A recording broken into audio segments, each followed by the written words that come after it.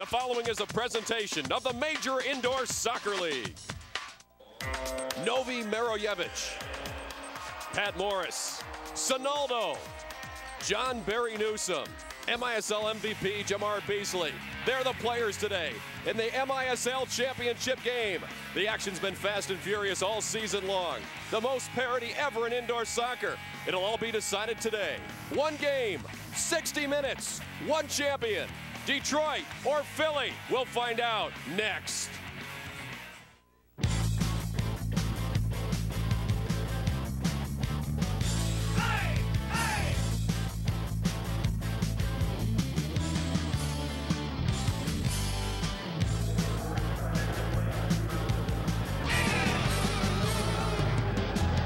Live from Plymouth, Michigan at Compuware Sports Arena. Good afternoon and welcome in to the MISL Championship here today live on Versus, where the Detroit Ignition, the top seed in the MISL, take on the Philadelphia KiXX. One game will decide it all right here today as these two squads square off at Compuware Sports Arena.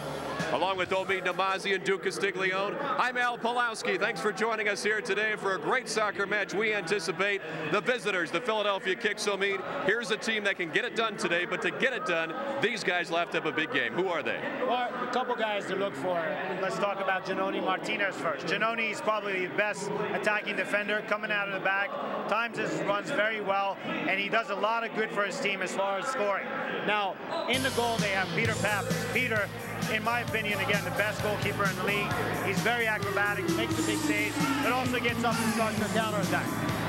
So watch the Philadelphia KiXX and the players to watch for the hometown Detroit Ignition to win a championship here in their first ever season in the Major Indoor Soccer League. Duke, some key people for them. Yes, one of those key people being their head coach, Mark Velisic, the coach of the year. Velisic has done an incredible job taking this first-year expansion team to an 18-12 record, first place in the MISL, and here with a chance to win a championship. Now, one of the guys he has that he needs to get going today is league MVP Jamarcus Beasley. He had 107 regular season points, struggled last week, was shut out both Saturday and Sunday against Milwaukee, but he does have an excuse. I talked to him before the game. He said he was a little banged up last week. He actually banged his ribs on the boards, had a little trouble breathing. That might have been one of the reasons he wasn't able to score. But if he does get on track and he does score, it could be a serious problem for Philly. All right, will it be Pappas and the KiXX? How about Beasley and the Ignition? We'll find out. One will be a champion.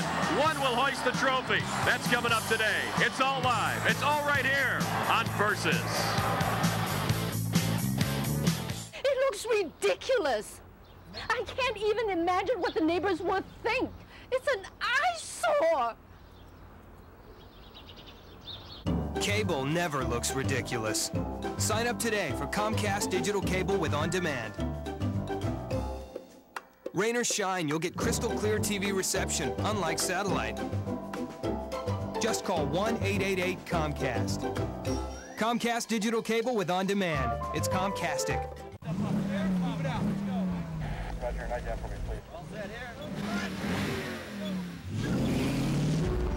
Being fastest from 0 to 60 is good. Truckers say fastest from 40 to 70, even better. Throw in 4 massive disc brakes, and you got yourself one happy ending. Available on the all-new full-size Tundra, the truck that's changing it all.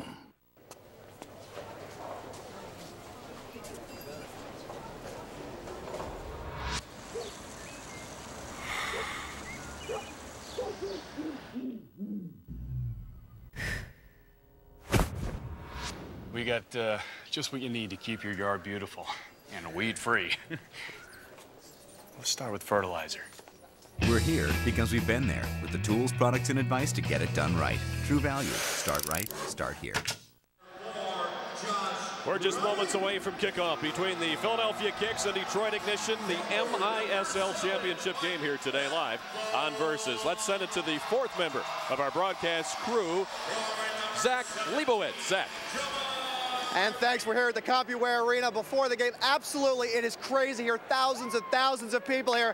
We got the Detroit girls, we got the Philadelphia girls. A busload of people drove in. Some flew from Philadelphia, all for this championship game here on the MISL here on Versus. With Melissa of the Detroit Ignition, what has been the atmosphere like here at the arena? Everybody is just so pumped. It's the first year. We can't wait just to go out there today and take on Philadelphia and get a big win for Detroit. Not bad. The expansion, the first season here, making the championship. But the KiXX girls, they came up as well. Kelly with the team. What was it like traveling here on the road? A kind of a road game for you guys. Yeah, it was a long road trip, but you make the best of it. It's all worth it in the end, and it was a whole lot of fun. So we're all so excited to be here, and let's go KiXX! All right, we're going to stand in between them. Guys, you excited? Yeah. Yes, they are. It is absolutely exciting, Al. The Ignition, the KiXX, and the MISL Championship here in 2007, Al. All right, Zach, well done down there as we get set for kickoff. Let's take a look at the Philadelphia starting lineup. It'll be Martinez and Morris in the back. Don D'Ambra, he's found the fountain of youth. The player coach is up front along with Dino Dolevsky. Edgar Bartolomeo will be in the midfield for Philly. And there's Peter Pappas. He's the MISL goalkeeper of the year. Widely regarded as the best this decade in indoor soccer. The torch passed from Victor Noguera to Peter Pappas as indoors best between the pipes. And now for the Detroit Ignition. Josh Reif and Jonathan Greenfield get the call in the back. Greenfield was all league this year. Kitselanopoulos at the midfield. Beasley and Apple up front, with Apple playing target. Jamar Beasley, the league's MVP. There's Sonaldo. Exceptional season for Sonaldo in goal. As you see the points against average. Stellar for him. That's his playoff mark. He gets better in the postseason. He had a great game last year between the pipes for Baltimore in game 1 of the series against St. Louis. Jamar Beasley, the league's MVP, who was shut out against Milwaukee goal-scoring wise in the semifinals. Can he score today? Detroit needs him. And we're underway at Compuware Sports Arena. Philadelphia wearing the white, Detroit wearing the red, and the MISL championship game is underway. In the first few moments, and Omid, what do you look for early from these two clubs? Well, both teams are going to come out and try to establish themselves a little bit. Detroit, a little bit with more with their possession game and trying to get their targets involved with Don D'Ambra and Newsom. As far as Detroit, I think they need to get Jamar Beasley going a little bit early and try to get him on track as far as his production offensively.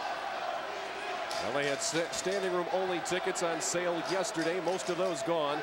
It is a sellout here tonight. Beasley, steal in front. Pappas breaks it up. As Detroit almost got one early, Pappas grabs the ball. The other thing is, Duke, Detroit has always been a slow starting team. Philadelphia, a fast starting team that tends to slow down a little bit in the fourth quarter. I saw Mark Pulisic about 45 minutes ago in the press room. He was actually attending a birthday party, and he looked really relaxed, but he said one of the keys to what he thinks to this game is to score first. Try to get a couple goals on the board and get this sellout crowd behind his team. Dino Dolevsky guilty of the first foul of the game. He trips Jonathan Greenfield. 13:53 shows on the first quarter clock as again you take a look at the team colors. The officials for today's game are Ron Corey and Kevin Terry on the field. A couple of veterans. Jonathan Greenfield will try and attack for Detroit. Dino Dolevsky is marker. There's Everton with the blast wide. They'll be collected in the corner by Tom Myers. Comes back to Pappas. Sectional with his feet. Got it to Martinez. Now Myers. And Philadelphia will reset. Well, we have a moment of special hello to one of our MISL communication workers. Newsom just misses high. Ryan Waldeger is in the hospital with an illness. We wish Ryan the best from everybody in the Major Indoor Soccer League. Detroit will come ahead. Marojevich is headed away, but Apple steals back for Detroit. Mike Apple, the University of Akron product. In front, Marojevich, the hero in the semifinals, as this shot blocked away by Casey Barton. And Detroit will reset. And a good ball there by Mike Apple from the corner, looking inside the box for Ryan Mack. Unfortunately, Ryan Mack is just a little late getting into the box and making a difference there. Parker will get there first. The ball away. Now comes to right for Mack, rather. He had an opportunity broken up. Here comes Myers with some good dribbling. Sedgwick. Classy defender knocks it away. And a reset with Pat Morris. Now D'Ambra, the player coach. Left foot dominant, but a solid right. Trouble in front. Sonaldo, great save. Sonaldo clears. Philadelphia out, probably one of the best teams in the league, utilizing the boards to their advantage, and I assume you'll see that a lot today. Saw Pat Morris go way up there. Leave his defensive position and go right in, look at the score goal. Great block there by Farias. I think forwards for Detroit have to today play defense when you have guys like Martinez and Morris coming out of the back for the kicks. I think one of the things you'll see with Martinez, he probably has a green light to go forward every time, just because you have a couple forwards on the Detroit roster that at times may look to, you know, gain an advantage by not defending as much and cheat the other way. So that would be an interesting development as we go forward here. Sonaldo comes up firing. Juan Sampson scored 2 goals last Sunday against Milwaukee. It'll be a Detroit kick-in. So take a look at the championship bracket. Detroit, a golden goal winner over Milwaukee. Philadelphia, a golden goal winner over Chicago. So we set a lot of parity this year, and Sampson just misses. Oh. So the seal remains locked. Sean Boney. He's trying to get it out, does. Here's Bartolomeo. Greenfield hustles back to knock him off the ball. Greenfield held up, but play on. Beasley down in midfield. Bartolomeo guilty of a trip. Again, with Greenfield coming back there, that's a great case of first defender defending on the ball and the second one coming to help. And that's what Detroit needs all night. With some of these players on Philadelphia to have good skills and they can go at you one-on-one, they need to bring support and really help out the guy defending on the ball. Bartolomeo looked like he was trying to get a little revenge for that Greenfield hit. Comes back and tackles Beasley. It was a hard hit indeed. PAPPAS with the ball. 4 minutes, 30 seconds in, but both teams already with some chances early. We're still scoreless in the MISL championship game. A winner will be crowned today. It can't get any more exciting than this, Al. You know, one-game situation. It's for all the marbles. Barry Newsom guilty of the foul. Trying to get position. That's his first. So now 3 fouls against Philly, 0 thus far on Detroit. And when you have just a one-gamer like this, so take a look at this trip here coming up. When you have a one-game, one-off, as a coach, how do you approach it differently than a series? Well, I mean, the series, you always think you got to have a chance to come back and kind of redeem yourself in that second game or third game, whatever the case may be. Here, you pretty much have to lay it on the line and go for it. And that's what's going to make this game extremely exciting. Nerojevic to run. Novi. A reset to Nate Kraft. Here's Ricardinho. Just missed. Golevsky clears and tries to keep it in. Does. Nerojevic, a neat little drop off there to Greenfield, and there's Kraft. One thing that Detroit possesses, they possess a lot of players who can hit the ball from long range. I mean, with Jonathan Greenfield, Novi, Drew Callahan, they can put some points on the board in a hurry. That's Duke Castiglione's favorite shot, the three-pointer. Love the three-pointer. Comes Drew Callahan, thinking about the three. There it goes. Martin blocked it. Also on the backside was Farias, who was lurking by the back post. That goes out of bounds, and we've reached our first stoppage and played here with 9:09 to go in the first quarter. We're scoreless in Detroit. It's the MISL championship game on Versus. Truck guys will tell you, taking off from a dead stop with 10,000 pounds ain't no picnic. So this half-ton's got the most torque. 6-speed tranny with tow haul mode. And 4 oversized disc brakes. Because stopping 10,000 pounds ain't no picnic either. Available on the all-new full-size Tundra. The truck that's changing it all. It's one of life's great truths. Giant cow makes people smile. Our job's to spread the word about the special place our ice cream comes from. Right on Turkey Hill, where our family-run dairy's been for over 70 years. Our ice cream is a real Lancaster County tradition. It's made from fresh country cream and only the best ingredients. When you see us, be sure to wave or move. Kids like to move. Turkey Hill Ice Cream. Where we make it is why it's good. What will it take to make Illinois the safest state for all women and girls? It's about making sure my players treat women as equals, not trophies. It's believing my daughter. It's teaching my son no woman should ever be called bitch. It's outing abuse in every community. Saying no to music, movies, and games. Anything that degrades me. My girlfriend. My sister. My wife. Find out what you can do. Go to whatwillitTake.org. Ending abuse starts with us. The Illinois Safety Council is working hard to be your first choice for safety. Our goal is to reduce preventable injuries and fatalities on and off the job. Through our safety programs and resources, our efforts save lives every single day. Look to the Illinois Safety Council, your first choice for safety in Illinois. Call or visit us online at ilsafetycouncil.org. Be storm safe, whatever the weather or wherever you are. Have a NOAA All Hazards radio at work and home. Call or visit our website today. The Ignition have been embraced here in Detroit. 14 of 17 sellouts this year, another one today. 3 points and 2 points. That's the scoring system. 2 is in the red. Anything behind that is a 3. If Duke Castiglione was played, all he'd shoot are 3-pointers.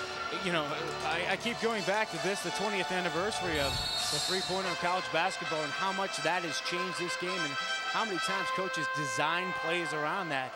I'll never forget that Providence college team coached by Rick Pitino. They were allowed in games just because they could shoot the three. I'd like to see more of that. Plays designed for that. Well, Omin's going to draw a bunch of those up when he's a coach once again. Aren't you, Omin? Well, I mean, you know, with the introduction of the three-point goal again, obviously, as I said before, it's not something that we look for every time. But, you know, as we go along and coaches get more sophisticated, I'm sure they'll come up with some ways of planning some plays for a three-pointer. 8:25 to play here in the first quarter. Still no score. We really haven't seen the quote-unquote feeling out here. These two teams have gone right at each other, and that's mainly because it's a 6-team league. They played each other a lot. They know each other pretty well. Yeah, absolutely. And you know, I think there's still some nerves being shown out there. And the biggest challenge as a coach you have is in these types of situations, in championship series or games, is to calm your players down and make them relax and play their own game. Go ahead. Which makes it so interesting because D'Ambra is a player coach. So how does he go about doing that? Well, I mean, he's got a good assistant in Sammy Lee on the bench, and I think Sammy takes that role while Donnie's on the field. So he relies on Sammy, and I think they've got a good relationship going there. Cedric and Boney battle. Martinez with a topo. Here's Drew Kopp. Sedgwick a steal. Ricardinho trying to run, but Bartolomeo got position.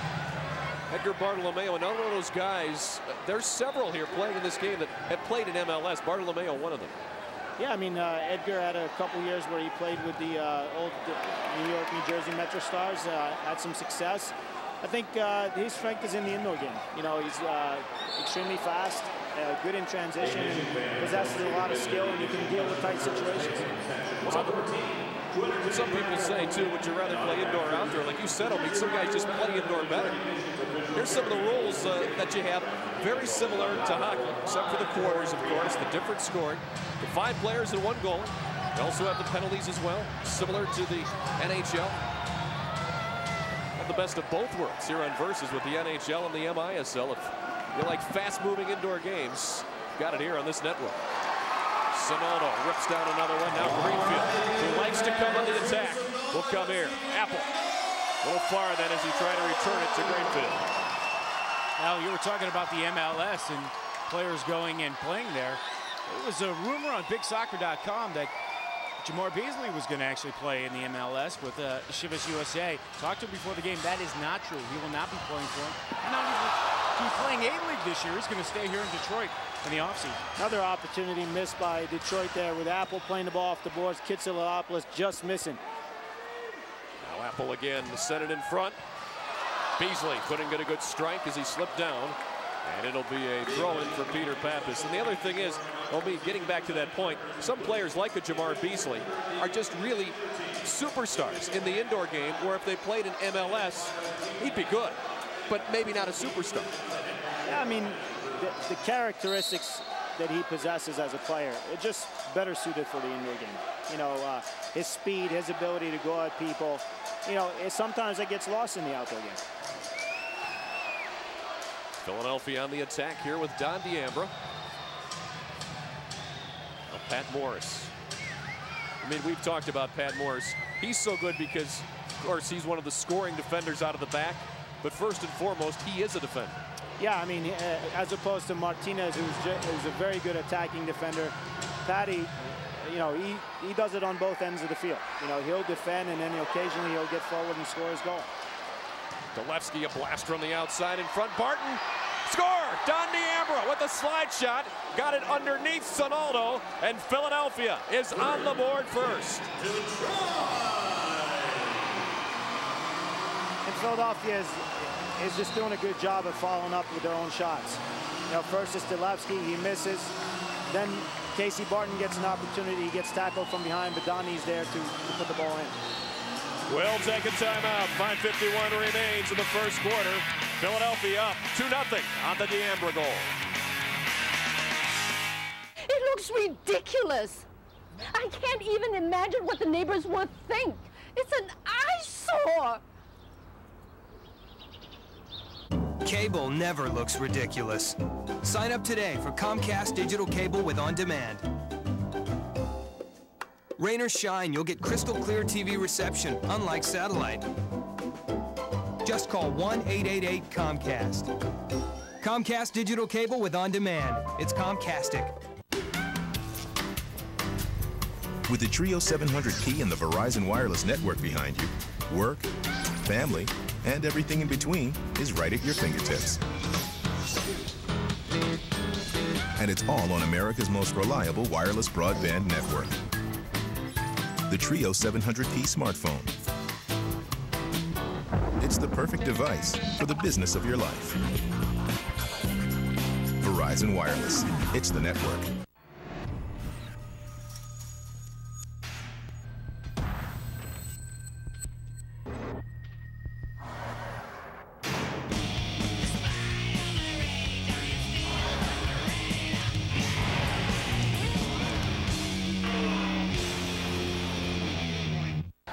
Fastest game on turf is here. The National Lacrosse League Championship game. Saturday, May 12th. Only on Versus. Back here at Compuware Sports Arena, MISL Championship. D'Ambra scores first, Omid wide. Now, if you look at here with D'Ambra and the positioning of that Detroit defender, who's in this situation is Novi, he's not goal side and inside of D'Ambra, and therefore D'Ambra gets an opportunity to redirect this goal. I mean, you talk about leading by example. We use those cliches, setting the tone, leading by example all the time in sports. But when you're the head coach and you score the first goal of the game, that surely is leading by example.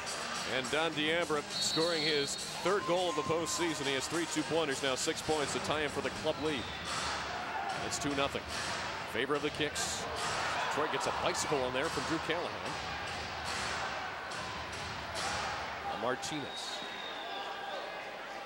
The other thing about Martinez, always steady on the ball. Let's set it down to Zach Leibowitz on the KiXX bench. All right, Al, we're with Leslie D'Ambra, the wife of player, coach, husband, and father, Don D'Ambra, who just scored a goal. Not a bad start. No. What was it like sitting right behind there as he scored the goal? It was excellent to see. It doesn't matter who it was. As long as we score, we're happy. This is a little scary right here, though. And you brought the 3 daughters. We have, what are their names? This is Milena, Samantha, and Kylie.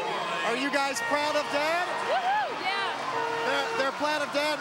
Leslie, you came up on a busload of Philadelphia fans. What was the bus ride like from Philadelphia? It was awesome. There were 50 people who are so excited about the game. They don't care how far it is. It could have been 100 million miles away. We still would have been end here. So everybody's so excited. Hopefully it'll be a great ride home. We'll be celebrating all the way home. Well, because of your husband, the player, coach, husband, and father, you're up 2-0. Al, back to you. All right, so Zach spending some time with the D'Ambris and about 60 other KiXX fans who made the bus ride up overnight to get here tonight to support their Philly team. There's Everton for Detroit on the restart. Great block once again by that Philadelphia defense, and Tony Donatelli came up with that one. And that's all about commitment, getting down, sliding in front of the shot, and getting the block. And Donatelli, an offensive player, does a good job on the defensive end. Donatelli, a guy that grew up actually watching D'Ambra and PAPPAS, and said as a kid growing up in the Philly area, those two guys had a huge impact on him. Here he is now playing with his childhood heroes. The championship for the Major Indoor Soccer League here today. Philadelphia tries to win their first one since 2002.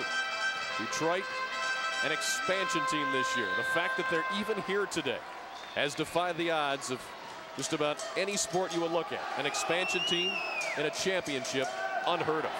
Now we're going to chat with their president and general manager, Greg Bibb, at halftime, and go over exactly how he put this team together. Bibb's a guy that actually had a big influence on both teams. He was an executive vice president and general manager of Philly, and he comes over here and he's done a great job. So he's got a huge hand in both these teams. Sonaldo is out, pressured by Myers. Sonaldo, exceptional with the feet, finds Greenfield, now with a little space. Detroit's got to be a little careful here, not sending too many players forward. And get too anxious. It's only one goal. They got to take their time and just chip at it one goal at a time. Well, Detroit not in an unfamiliar position. They've been trailing a lot of games this year, and they come back to win later. Last Sunday against Milwaukee, they were down 8-6 with 3:47 to go. They came back to tie the game, then win it late, and then the sudden death golden goal scored by Marievich. Saladopoulos couldn't get a lot on that left foot shot. Peter PAPPAS, an easy scoop up there. PAPPAS tested a little bit very early, but recently not much testing going on the past 5 or 6 minutes. Philly looks extremely composed. I think that first goal really settled them down. I think that helped Philly a great deal. And if Detroit can get a go and get back in this game, I think it'll settle them down. Greenfield trying to attack with Philadelphia back. Greenfield not ready to retreat. One of those defenders too, Greenfield, always going forward. Prefer not to use the keeper. Well, Throwback to the 80s type of game. Yeah, and he's a midfielder by nature, and that's why you see him trying to take people on even out of the back. Yeah, he's a very talented player. Well, back in the 80s, the ball almost never went back to the keeper. Greenfield, one of those type of players.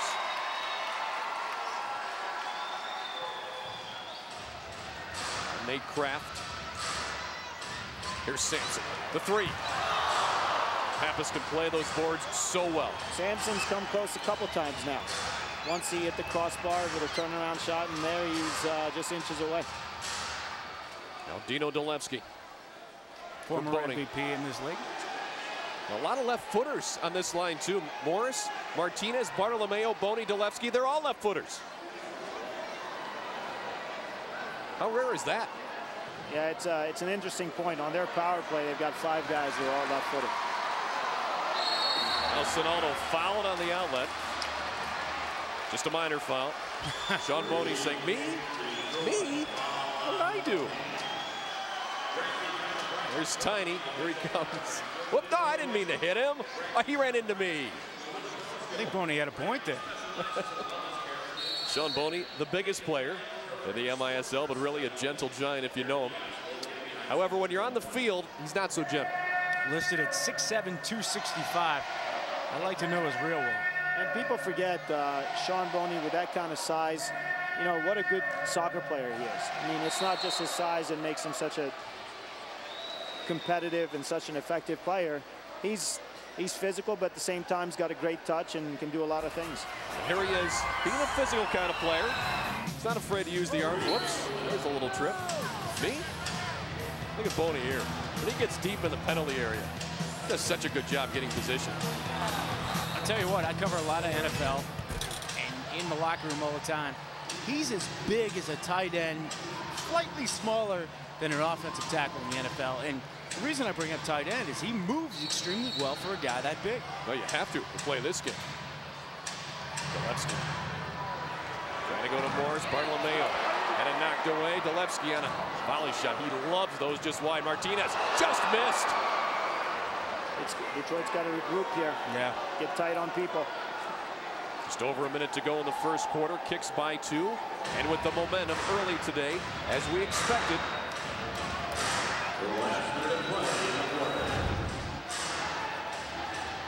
Kind of what we saw Milwaukee do against Detroit last week in the first half. Yeah, and Philadelphia's aim is to stretch the field and play on as big of a field as they can, as opposed to on one side of the half. Latelli guilty of the personal foul. 6 now against Philadelphia, but nobody with more than 1. Martinez just got away with 1. Yep. Down goes Ricardinho. Boney guilty of his second personal foul. Now Ricardinho, as you take a look at Big Sean Boney, he's good enough to be a one-man wall in most situations. You don't need the double. Greenfield on target. Pappas redirects and grabs it. What a save out, and that's why he's the best goalkeeper in this league. I mean, ball's hit top corner and he gets up there and makes the save. I mean, that's why his team's, you know, leading 2-0 here. Also screened of the play as well and still managed to get a piece of it. Bill Sedgwick out of the back. Selenopoulos with space at the midfield. Saw him score 2 goals last Saturday against Milwaukee. One of them from long range, one of them right in front. Ryan Mack, the local product, and Peter Pappas uncharacteristically couldn't haul it in. Now Apple couldn't get through the double team. Myers clears, and that's the end of the first quarter.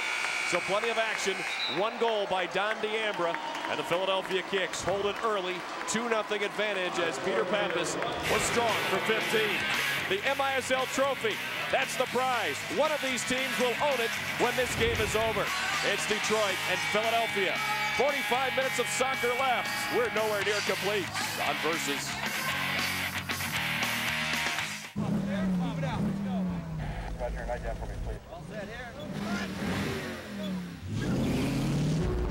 Being fastest from 0 to 60 is good. Truckers say fastest from 40 to 70, even better. Throw in 4 massive disc brakes, and you got yourself one happy ending. Available on the all-new full-size Tundra, the truck that's changing it all.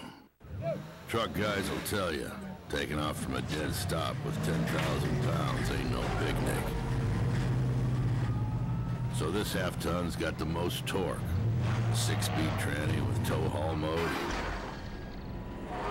And 4 oversized disc brakes. Because stopping 10,000 pounds ain't no picnic either. Available on the all-new full-size Tundra. The truck that's changing it all. The Illinois Safety Council is working hard to be your first choice for safety. Our goal is to reduce preventable injuries and fatalities on and off the job. Through our safety programs and resources, our efforts save lives every single day. Look to the Illinois Safety Council, your first choice for safety in Illinois. Call or visit us online at ilsafetycouncil.org. Be emergency ready. Practice your emergency plan. Have a NOAA All Hazards Emergency Radio at work and home. Call or visit our website today.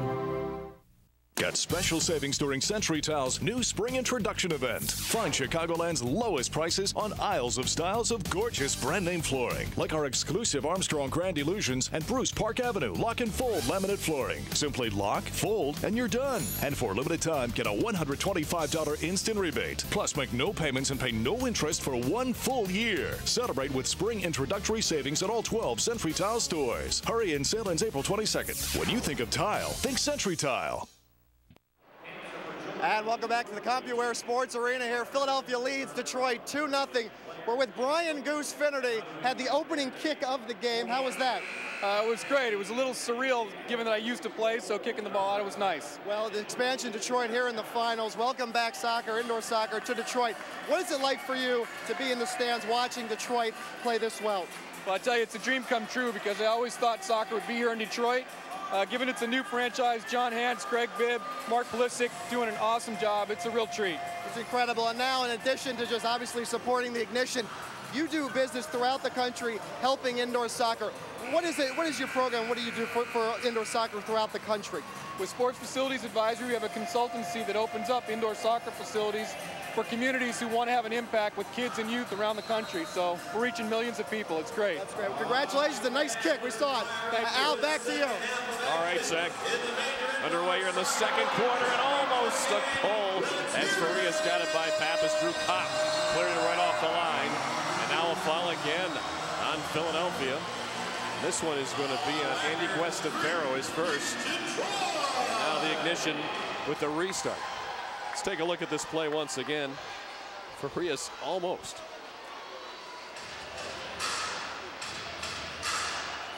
Watch for Farias driving this ball across the box here, looking for that redirection. And there was the drive, hit the heels of a KiXX defender. PAPPAS has gotten help twice. We saw one right there. We saw one in the first period by Casey Barton. Came over and made a nice save, really helping out his goaltender. And good job here by Detroit. They get their 5 guys behind the ball, reorganize from there. We've had only one goal.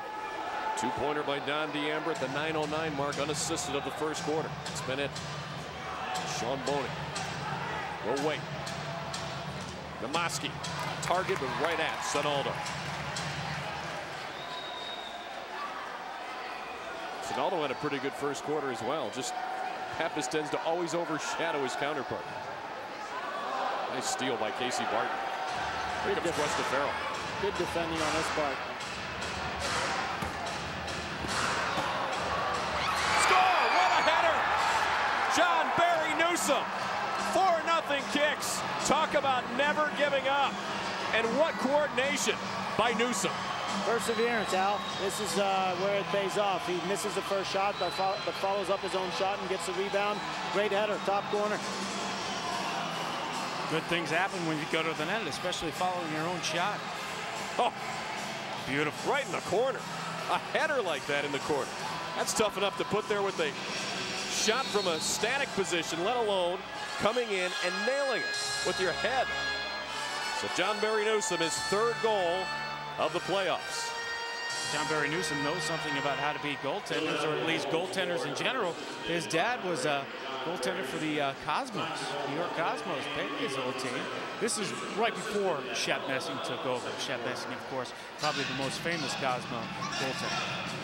And remember this, John Barry Newsom struggled with some injuries this past year, and they missed him throughout the regular season, but now he's healthy and helping his team win games. They had a sore hamstring in the Baltimore game we did about 3 or 4 weeks ago. So 4-0 KiXX. Detroit still looks for their first goal of the match. Philadelphia KiXX. So, Mead, you've talked about it on the show a couple of weeks ago we had here on Versus. They've got so much experience. They've all been here before. They've won it. They've lost it. They're all veterans. It's tough to beat a team like that, even when you have the home field advantage.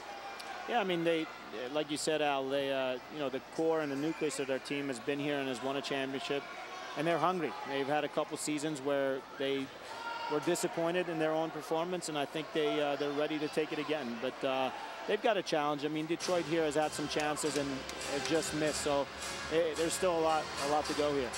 Last time they won it, I was their coaching. I was the head coach. You were, right. No, the guy next to us was the head coach. Oh, I thought you said you were. No. Oh, you weren't. Okay. Was Namazi? Namazi was. That seems like a long time ago now, partner.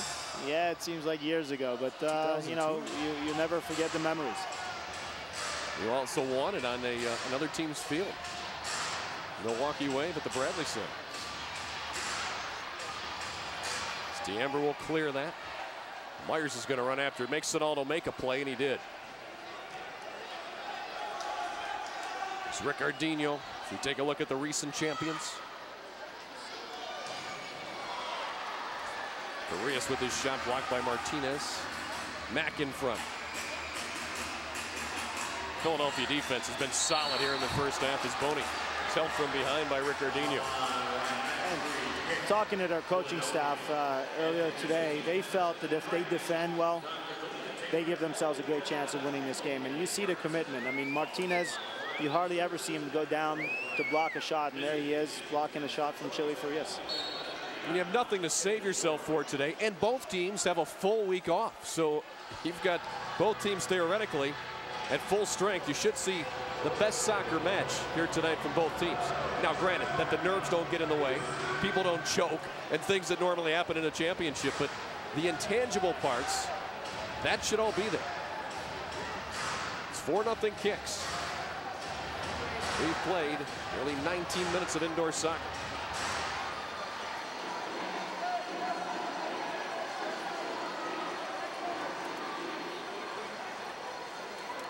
Detroit not pressuring PAPPAS.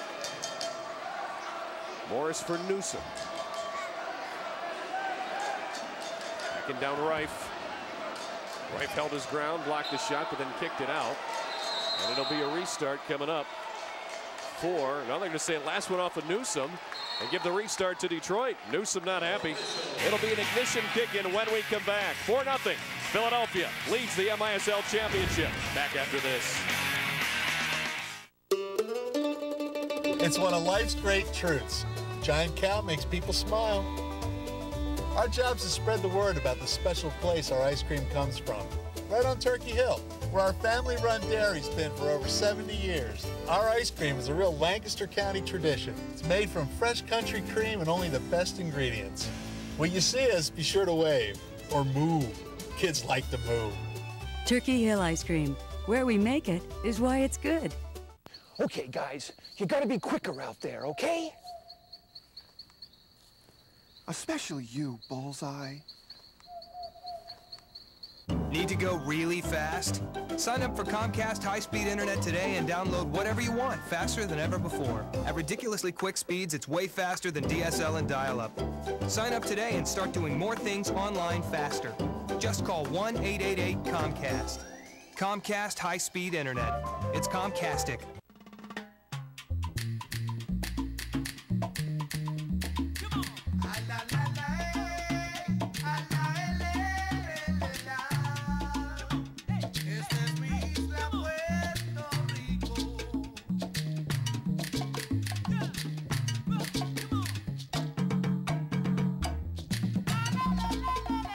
Travel now. No passport required for U.S. citizens. Puerto Rico. Explore beyond the shore. We're gonna be swamped getting this shipment out this morning. Don't worry, I'll use my Nextel. Customs cleared? Yep. Containers can go. All right. All drivers dock 3. Okay. Already there. You're fired. Businesses now get the Motorola Buzz for just $59.99. Nextel, only from Sprint. Ignition dance team trying to get their team going. They're down 4-0. Let's head down to the bench. Zach Leibowitz has John Barry Newsom of Philly. I do, Al. John Barry, incredible goal, an unassisted goal. You're kind of a target player is what. How are you able to have an unassisted goal? Well, my first shot wasn't where I wanted it to be. It ended up hitting off the board. And so afterwards, I just got a good head on it, put it in the net. How do you head the ball with such precision? Practice. We do it every day in practice. A lot of practice? A lot of practice. And how is your team able, no goals get for Detroit. How are you able, as the ball's coming right here, Al, how are you guys able to control the tempo of the game? That's what we've been working on all week is playing some good defense. I think defense is going to win this game for us. A little good defense, and Al, obviously some good offense as well. Absolutely, Zach. As the Philadelphia KiXX have really played a well-rounded game this far, and they have a 4-0 lead to show for it. Very interesting. We're talking in between break. Once again, Jamar Beasley, not really a factor in this game. Very interesting to watch. Not that they're as physical with Beasley as Milwaukee was last week, but everywhere Beasley is gone in this shift, Pat Morris is gone. Yep. Yeah, and Pat Morris, we hit him in the first quarter. Omid, you coached him. Great attacking defender, but he's just such a solid marker as well. I mean, you know, he's a good athlete. He possesses decent speed. He's not the fastest guy, but, you know, he's not going to get beat for speed either. And, you know, very smart, intelligent. He reads the play. He knows where the ball is going to be and does a good job of staying goal side of his man. Philadelphia very patient with it here. When you have the 4-0 lead, even though we're still early in the game, you can afford to run your type of offense. You don't have to try and scramble or get out of what you want to do. Barton in front, trouble, Boney score! Sean Boney with a magical back heeler. We've seen the big guy do it before. For somebody of his dimensions, 6'7", 265, he has some amazing footwork to score a goal like that.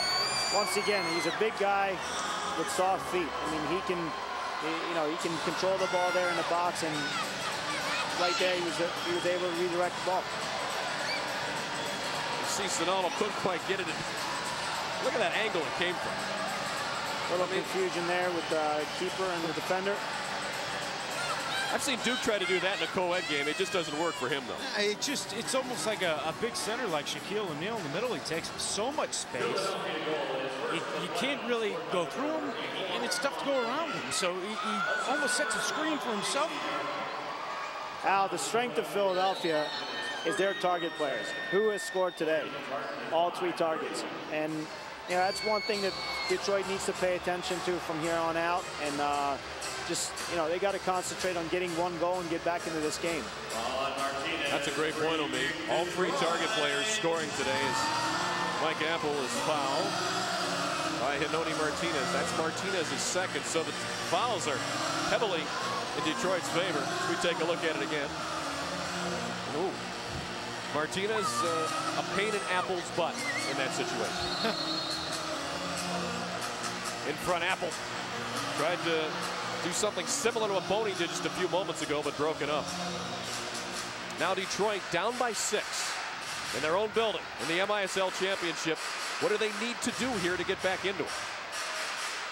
Well, I mean, for one, a couple times from what I've seen, their organization has let them down a little bit.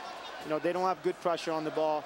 That outlet pass to Philadelphia's targets are on all night, or they've been on so far. So they got to really try to eliminate that, because that's where Philadelphia's strength lies. And it's amazing. Philadelphia just looks like they have a plan. Every time they touch the ball, every time they have a possession, it looks like they know exactly what they want to do with it. Whereas Detroit doesn't look like they have the same organization. Great steal for Reyes, but Martinez held his ground for the block. It just seems no matter what Detroit does, Philadelphia has players back. They can't get that counterattack they'd love to with the speed of Beasley. Get him out there, even for Reyes. Greenfield, Maroyevich, Ricardinho, the guys that like to run. They can't run because Philly has been so solid defensively. And again, as Pulisic alluded to before the game, it was very important for them to get the first goal. But now they're behind the 8 ball, and they got to chase a little bit, and it makes their job a little bit more difficult. And the crowd is very, very quiet. Everton trying to work on Morris. For Callahan, Farias, good lead right, but he blasted out. It'll be a restart coming up for Philadelphia. Take a look at Josh Reif. Came over in the deal for Don D'Ambra. Interesting story. Don D'Ambra left himself unprotected in the expansion draft this past offseason. Greg Bibb drafted Don D'Ambra so he could get a pretty good player back, and he got a pretty good one in Josh Reif. Young player who still needs some development, but a kid that is better than what was probably left at the time when D'Ambra was still there, available.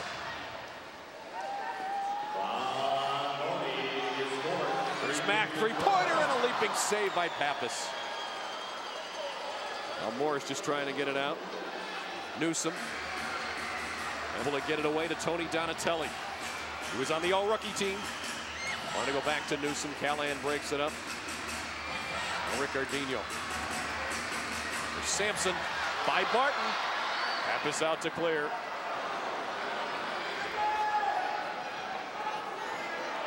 Bill Sedgwick on a reset.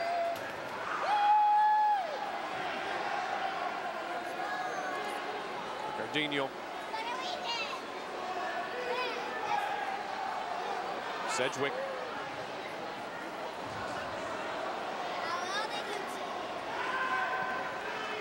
Detroit just can't get anything going. It's almost like Philly looks like they're playing with an extra man. Bartolomeo with a good slide tackle, and he's fouled by Ricardinho. Second. 6-0 in favor of Philly. 6:27 to go in the first half. Dominated this far by the KiXX. They've got a whistle and a stoppage. Ted Gregorio, the official in the box, now says something to Kevin Terry. There's Kevin Terry. And is he waving D'Ambra off? What the signal is here. He wants to talk to D'Ambra. He's saying illegal substitution, I believe. Okay. So D'Ambra to stay off.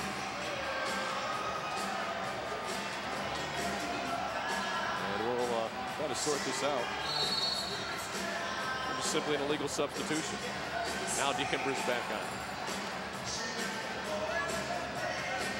Myers will try to find him. In front. Oh, handball. Saladopoulos looks like he might have gotten away with one. Beasley tackled from behind by D'Ambra. Now Beasley trying to get it back. A foul call on Jamar Beasley. Boy, Don D'Ambra, this guy's a target forward. He looked like a 20-year veteran on defense making that steal. He came to play today, no doubt about it. Look at the hustle here. As we said, the head coach setting the tone and getting it done. Had the first goal of the game. When your coach goes out there and shows that kind of hustle, it says a lot. He's really set the tone for Philadelphia early on. Morris, boy, Sonaldo got 2 fists up to thwart a 3-point goal. That was a blast off the foot of Pat Morris. 2 fists just to protect himself. Wow. Well, Philadelphia thus far doing nothing wrong here in the first half. It's not that Detroit really has played that badly, just that Philadelphia has played so well.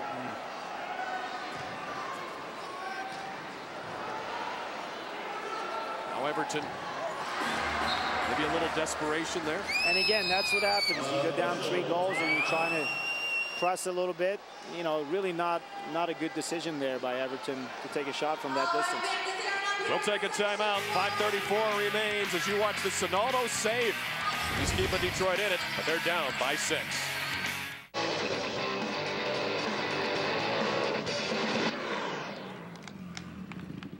Hey, think I got here by sitting on my butt all day playing video games? Come on, get out there on a Honda. Who knows? Maybe one day some kid will be playing you. The Honda CRF F-Series.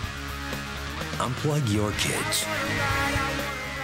As low as $39 a month upon approved credit, and up to $200 in bonus bucks on select models. Illinois House Bill 1500 is proposed legislation that would end all local cable agreements and give control to the state. Community leaders everywhere are speaking out against House Bill 1500. I believe under House Bill 1500, they will pick and choose, and they will not serve those areas of the low-income nature. In other words, they'll end up redlining and keeping people out of service, and I think that's totally inexcusable. We can't allow that to happen. As the leader in high-speed internet, Comcast knows broadband better than anyone. So Comcast Workplace gives your business speeds up to 8 megs, plus McAfee security and business email included. All backed by 24-hour tech support you can count on, day in and day out. When Comcast comes to work, everything simply works. The NHL playoffs every night on Versus. And tonight, a stunning series skates into Game 6. Canucks look to clinch. Stars want to stay alive. And with 3 overtime games already, anything can happen. Canucks, Stars, Game 6. Live tonight at 8. The NHL playoffs on Versus. Do or die. And here it's a do or die in the MISL Championship. Omi, 6-0 to score. Philly in the lead. Part of the reason why the Philly defense. Hey, again, the ball pops out here to Josh Reif, and you know he's ready to take a shot. Who goes down to try to block the shot? The player coach, the leader of the team, Don D'Ambra. And there he is, you know, sliding in front of the shot, making sure if there's any low balls going towards the goal, he's getting a block on it. Their commitment has been the difference. Their commitment in playing defense has been the difference in this game so far. By the way, that was beautiful penmanship right there. It tells you. Thank you, dude. Coming from you, it means more. Well, I write like a doctor, but I wasn't smart enough to be a doctor. Well, Don D'Ambra, I mean, he looks like the last time he looked this good in a season, he was playing with you. Yeah, and I honestly believe Donnie has become a better player since he's become a player coach, just because I think the responsibility of carrying the team sometimes weighs on his shoulders, and you know, he needs to go out there game in and game out and perform. You're never going to take a shift off if you know that you're the boss. Exactly. Sampson trying to create there for Detroit, but Philadelphia gets the ball out of trouble, but they're a little miscue, forcing a turnover. Detroit will get it back. Don D'Ambra, 13th year as a pro. What can this guy not do on a soccer field? Today, he's done everything. We've only played 25 minutes. Detroit again trying to attack. They'll reset here at Compuware Sports Arena, Plymouth, Michigan. Plymouth, an interesting place. Yeah, home of Tom Holtz. Oh. Remember him? Tom, the actor? Holtz? Starred as Mozart in Amadeus, and I believe he was Pinto in Animal House. Right. No, I don't remember. You don't remember Amadeus? Oh, wait, I remember Animal House, but I didn't know it was Tom Holtz. What if he's here today? I don't know. We'll look for him in the Grew up here in Plymouth, Michigan. That's our second Animal House reference, by the way, in these games that we've done. We have a 50% Animal House rate to get into a broadcast so far we've done this year. Bartolomeo comes from behind while Sampson was trying to work on Martinez. Good team defense there. Again, Bartolomeo coming in, helping out from the blind side. You talk about player coaches. I just keep envisioning, because Pete Rose played in Philly. Last big player coach I can remember was Pete Rose. And I'm just thinking about him actually playing and coaching or managing in the final game of the season to determine a championship. Philadelphia to counter again. Here's Myers. Donatelli. Sonaldo makes the save. You saw him slide out, but in soccer, just like in outdoor, same in indoor, it's where the ball crosses the line, not where the player's body is. That's different, of course, than football or basketball. And a good ball out of the double team by Myers there, but Donatelli's first touch let him down. Detroit gets the trip call there. It's going to be on Philadelphia's Donatelli. His second. Now Beasley looking for his first postseason goal. Pat Morris again. It's been his nemesis today thus far. Beasley again to work on Morris. One-on-one. Not much on the shot. Morris is everywhere Beasley is. Yeah, I mean, that's a special assignment tonight for Patty Morris. And so far, he's got the better of that duo. Do you remember the Bruins and Oilers when Wayne Gretzky was there? Stevie Casper. Almost the same thing. Oh, D'Ambra in front. Sonaldo denies. Handball. Well, there's the card. That's going to be a penalty kick, and Philadelphia is going to pretty much have another two-point goal. That's all Josh Reif could do. If he doesn't drop his arm, it's in the net.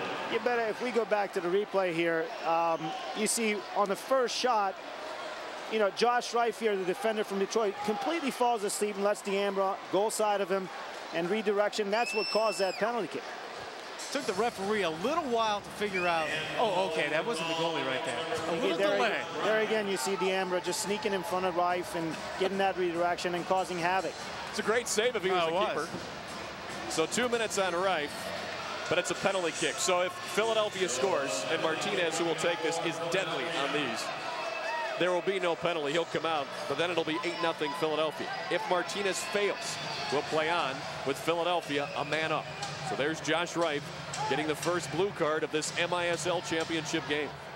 And Hinoni Martinez is getting set for the blast.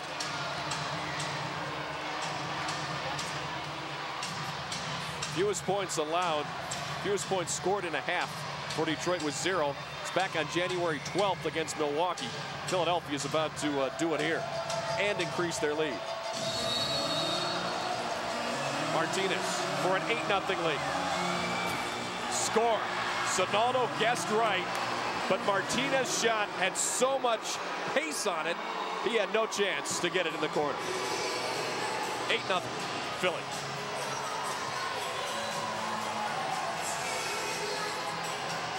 You look at the force of this shot. Can you imagine being Sonaldo in there and that coming at you from what, 25 feet away? Martinez was in the power shot competition a few years ago on an All-Star weekend, Duke. He hit it 79 miles an hour. Philadelphia penalty kick goal, his third. So 8-0 Philadelphia as Detroit looks for anything to get back into this one. And there's a trip and another 2-minute penalty on Detroit. Sampson the guilty party. Let's take a look at this handball one more time. Once again, you know, from the initial play, ball pops loose. And I think it's Sonny Namoski who gets his foot on the ball and creates the handball for a penalty kick. So 8-0 is then Martinez converted. And then right here, Sampson guilty of a trip. Philadelphia now on the power play for the rest of the half with 2:03 to go. They're going to be a man up for the rest of the way. And this could be the turning point in the game, or the breaking point.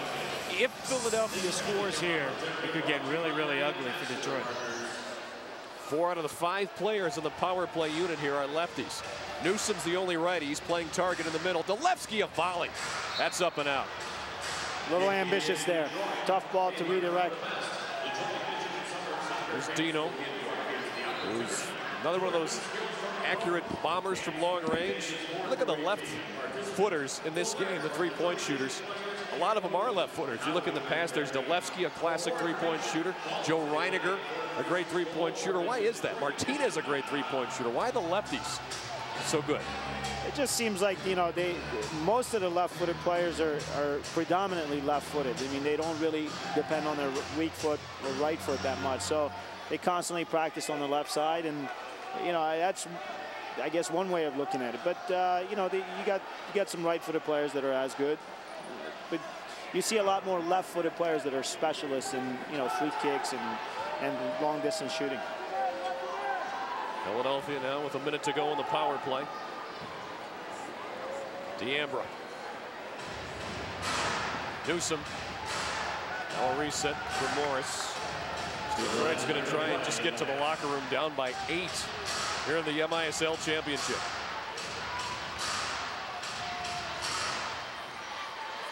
Martinez. And Detroit here defending in a diamond shape, so Philadelphia needs to get the ball down low to D'Ambra and make the defenders face their own goal. Martinez. Now Detroit maybe a counter. Greenfield has Beasley. Philadelphia will get back with the extra man. Nice ball though from Beasley to Greenfield. But again, the kicks back, and Beasley just drew a card. Hanoni Martinez beside himself. He'll go to the box. Now there's 18.9 seconds to go in the half. They'll play even strength for that time. Then Detroit will be on the power play in the second half if they don't score. Let's watch it again. What do you think? Well, there was a little tug on Martinez's part, but I think Beasley embellished a little bit and got the call. And, you know, nothing wrong with that. Now Detroit's just looking for something. So Martinez off for 2 minutes. We'll play 4-on-4 even strength for 16 more seconds, so virtually the end of the half. And then if nobody scores, Philadelphia will have a power play for about 1 minute, 40 seconds or so to begin the third quarter. They want to score here. Sedgwick does! 8-2! Detroit is on the board.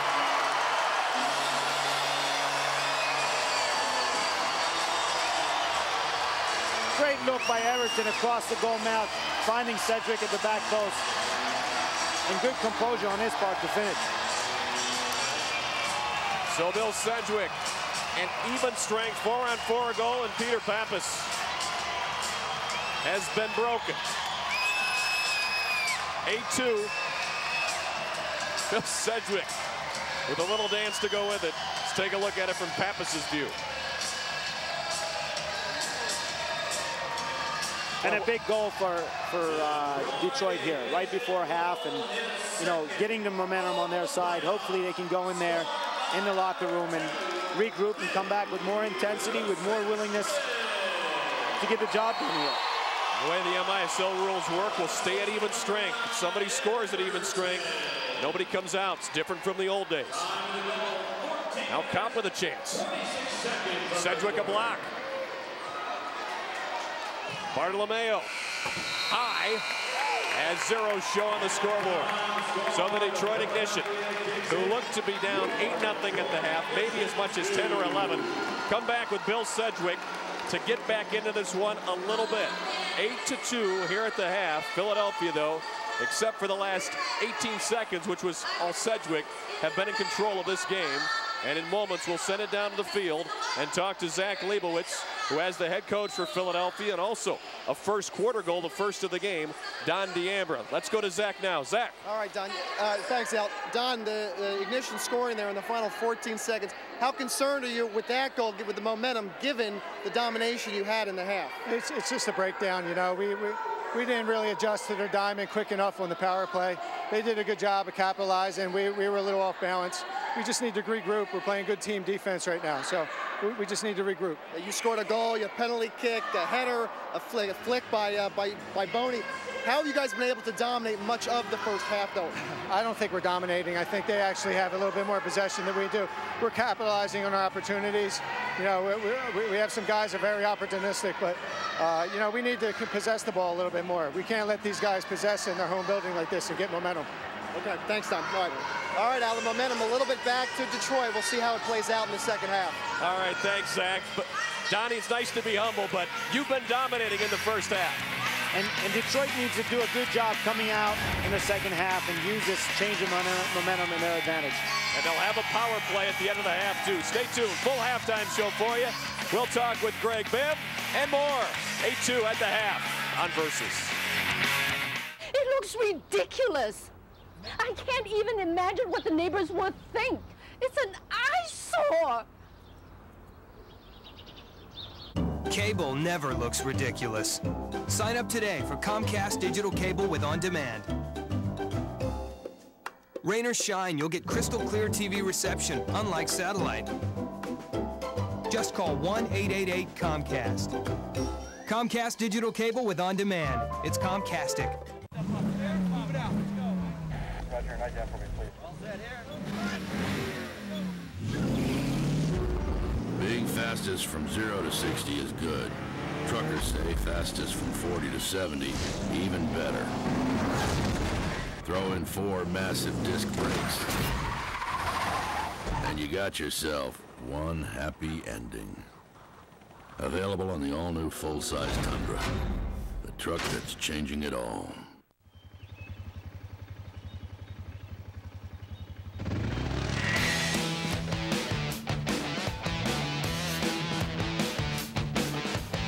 From a past paved in victory comes a future filled with glory.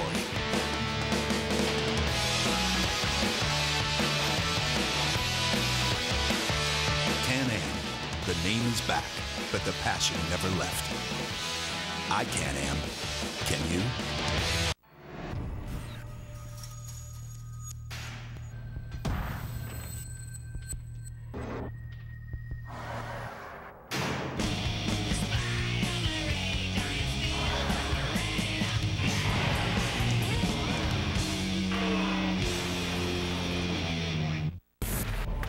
Playoffs, when goalies turn into brick walls.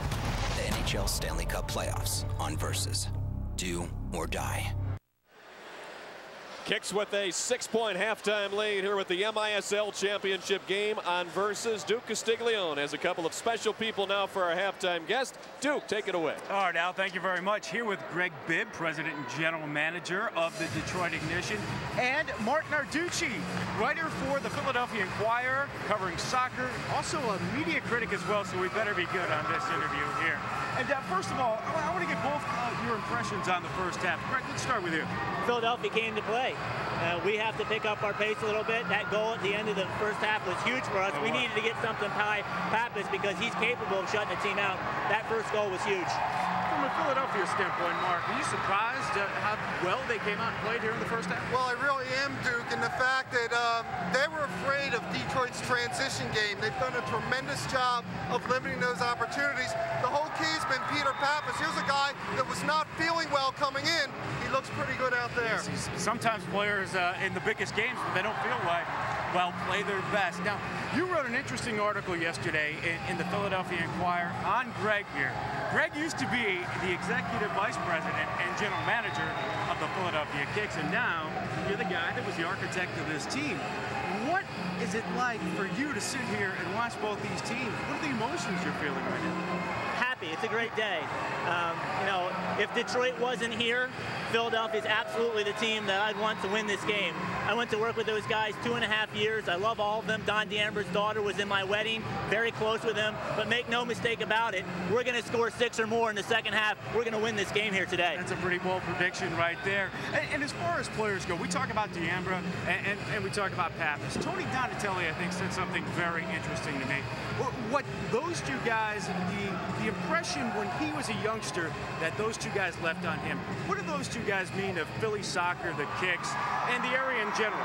Well, they're the two graybeards of this team. They've been with the franchise 11 years, and they mean everything from a leadership standpoint, from a work ethic standpoint, and everybody respects them. And for Donnie, that's a very difficult thing, being a player coach, to get the respect of your players as well. He's able to straddle that line. He's done a great job, and he's hurt. He's not injured this year, Duke, and it's been a big difference. And as far as your star player, Jamar Beasley, goes, you know, he's a guy that you got in the expansion draft, had an incredible season, 107 points. What do you need to do to get him started?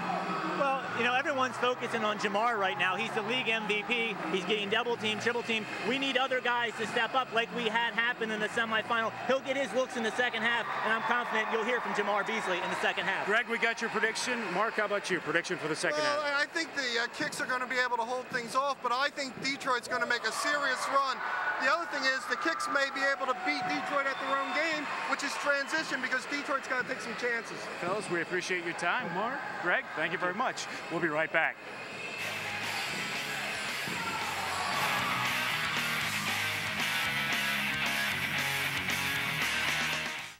Truck guys will tell you, taking off from a dead stop with 10,000 pounds ain't no picnic. So this half-ton's got the most torque. 6-speed tranny with tow haul mode. And 4 oversized disc brakes. Because stopping 10,000 pounds ain't no picnic either. Available on the all-new full-size Tundra. The truck that's changing it all. Okay, guys, you gotta be quicker out there, okay? Especially you, Bullseye. Need to go really fast? Sign up for Comcast high-speed internet today and download whatever you want faster than ever before. At ridiculously quick speeds, it's way faster than DSL and dial-up. Sign up today and start doing more things online faster. Just call 1-888-COMCAST. Comcast high-speed internet. It's Comcastic. The fastest game on turf is here. The National Lacrosse League Championship game. Saturday, May 12th. Only on Versus. Looking for a new job or career change? Visit us online at metrochicagojobs.com and check out job opportunities from the area's top employers. Premier companies hiring right now include Hollywood Casino, Cyclo, Icon Identity Solutions, McDonald, Bain & Hulbert & Berghoff LLP, U.S. Cellular, The Tile Shop, The Marketing Store, American Security Services, In the Swim, and Elmhurst Memorial Hospital. Visit us online at metrochicagojobs.com and find your new job today.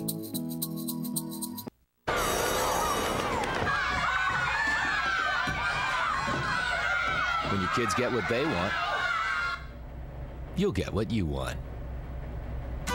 Now at the Dodge National Minivan Sale, get a factory-installed rear seat DVD player at no extra charge, plus a cash allowance of $4,000 on America's best-selling minivan, Dodge Grand Caravan, with 2 rows of stow-and-go seats. Your kids will thank you, and you'll thank us. Discover America's hottest products at your Dodge dealer. 2006. The 8th seed is supposed to lose to the number 1 seed. Apparently, someone forgot to tell that to the Edmonton Oilers. The NHL playoffs on Versus. Canucks Stars tonight. And welcome back to halftime. It's 8-2 Philadelphia. You guys bothered by that? Not too much. We got a strong comeback. It happened last week. We came back and got a victory, so we're pretty excited about it. All right, well, I'm here with my 20 of my biggest friends here in Detroit. That's right. Oh, we're rocking. They call us the Red Rage here. All right, all right. We're here with the Red Rage, one of the biggest, if not the biggest fan base of one of the teams here in the Major Indoor Soccer League. About 20 guys, they come to each game. What has the atmosphere, Keith, been like here in the arena all season? It's been crazy. Even other teams have been telling us that we're the best fans in the league. We're just loud every game and make it fun. You guys have it, and you guys are all buddies? Yeah, we all go to high school together and we all play soccer together. Well, that is great for the entire indoor community. Now, John, Detroit scores a goal there at the end. You guys were a little quiet, but then the noise kind of picked up. How do you see the second half playing out? Last week we were down at halftime. We came back. We scored. We got the whole stadium rocking. They're going to come back. No doubt in my mind. We got all the momentum. Now, I see some of the paint here. Now, where was the paint for me? I would have painted my chest, Keith. Oh, we could have brought it. You would have came earlier. Uh-oh. All right, well, maybe we'll do it later. All right, we got paint. Now, guys, what is the Detroit Ignition, the Red Rage? What is your sound? What is your cheer? Let's hear it. Let's go, Detroit! All right, Al, I'm going to immerse myself with these guys, and we'll be right back right after this. Let's go, Detroit! Let's go, Detroit! It's one of life's great truths. Giant cow makes people smile. Our job's to spread the word about the special place our ice cream comes from, right on Turkey Hill, where our family-run dairy's been for over 70 years. Our ice cream is a real Lancaster County tradition. It's made from fresh country cream and only the best ingredients. When you see us, be sure to wave or move. Kids like to move. Turkey Hill ice cream. Where we make it is why it's good. It looks ridiculous. I can't even imagine what the neighbors would think. It's an eyesore. Cable never looks ridiculous. Sign up today for Comcast Digital Cable with On Demand. Rain or shine, you'll get crystal clear TV reception, unlike satellite. Just call 1-888-COMCAST. Comcast Digital Cable with On Demand. It's Comcastic. Versus reminds you that Sunday, April 22nd is Earth Day. Tune in for the best field sports programming from 7 a.m. to 2 p.m. Versus on Earth Day is brought to you by Waste Management. Think green. Think Waste Management. Mike! Who's counting on your brakes today? Come to Midas and get brake pads or shoes for just $89.95 per axle installed. Be safe. Just the Midas touch! With Vonage, I talk as much as I want, pay a lot less. It's just $24.99 a month, and that includes voicemail, caller ID, three-way calling, and a lot more. The voice quality's great, and I even get to keep my same phone and phone number. I've had Vonage for 4 months. Should have gotten it a long time ago. Get unlimited local and long-distance calling for just $24.99 a month. Sign up now and get 1 month free. Call 1-800-918-4866. Plenty of balloons here at Compuware Sports Arena to celebrate a championship. Oh, me, that's where you were last night, blowing up all those balloons. Now I understand why you didn't want to get together with us. I thought you just didn't like us. I thought you came in this morning. Yeah, we always said he was full of hot air. No, just kidding. Anyway, let's take a look at the first half highlights. The score 8-2 right now. Philadelphia in the lead. And how about Philadelphia's defense? Pat Morris and his crew back there. Unoni Martinez have done just an excellent job. Well, coming into the game, they felt that that's the key to the game. Them playing good team defense, getting behind the ball, and making Detroit go through them. And here you see John Barry Newsom with the perseverance, getting on his own rebound and redirecting that ball in the net. I think Sean Boney is looking at an old Stan Stamenkovic video to hit that shot. Yeah, I mean, he's big, takes up a lot of space, like Duke alluded to it, was able to redirect that ball. Martinez, once again, great left foot, pinpoints, and finds a target. Detroit doesn't get this goal right before the end of the half. I think the game's pretty much over. I mean, that was a huge goal. Talking to their president and GM, Greg Bibb, at halftime, he said you can't underscore how important that goal was to us. Absolutely. I mean, it's a change of momentum, and, you know, for their sake, you hope that they come out and really take advantage of that. All right, let's go down to the field now. And Zach Leibowitz as the head coach of the Detroit Ignition, Mark Pulisic. Thanks, Mark. 8-2, you guys were down. You got that goal at the end of the first half. How important momentum-wise was that for you carrying over into the second half? Well, it's a big goal, but it's not going to be good enough if we don't defend a little bit better in our box.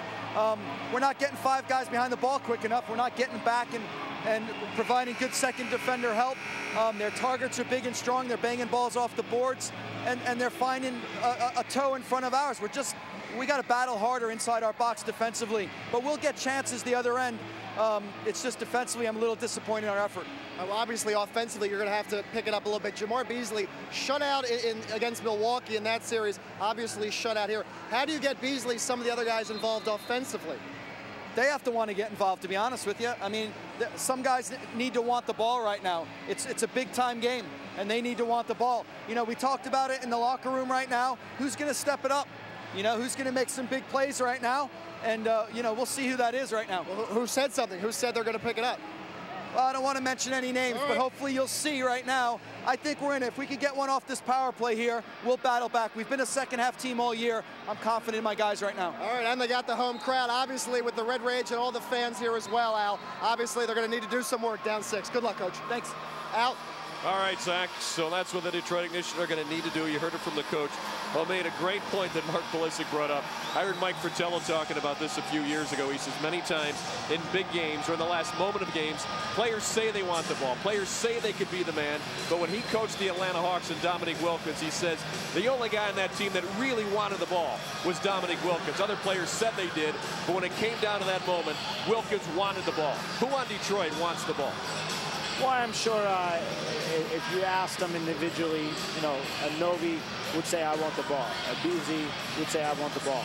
But as Mark alluded to it there, they need to really work off the ball to get themselves open so they can get the ball. Right now, as I'm watching the first half, I say to myself and to my team, we're not working hard enough off the ball to get open and to get some shots off. And, you know, on the other end, they've had some chances, but PAPPAS has been big. PAPPAS has been the star of the game for me so far. You can talk about D'Ambra, you can talk about Boney, but so far, he's come up with 5 brilliant saves that has kept Philadelphia ahead of Detroit, and now Detroit's playing from behind. And you saw Hinoni Martinez in the penalty box. He'll be there for the next minute 40. The first and third quarter begins with the Philadelphia ball, and D'Ambra somehow worked a foul out of that, and that's going to give Philadelphia a dangerous restart here, short-handed, as they'll come with D'Ambra, Barton, Morris, and Bartolomeo to begin the second half. Let's take a look at this replay. D'Ambra jumped right into Drew Callahan. Looked like a flying, you know, a tackle for the Philadelphia Eagles in the defensive backfield. Yeah, I don't agree with the call, but again, I look at the determination that D'Ambra shows there to try to get the ball and you know, make something happen. And fortunately for him, he got the call. I don't know who you give the foul to. Morris almost with a goal. And remember, we saw Detroit's power play really struggle last week against Milwaukee. They also gave up a shorthanded goal last Saturday. Well, the KiXX just wanted to kill time. D'Ambra's one of the best at it.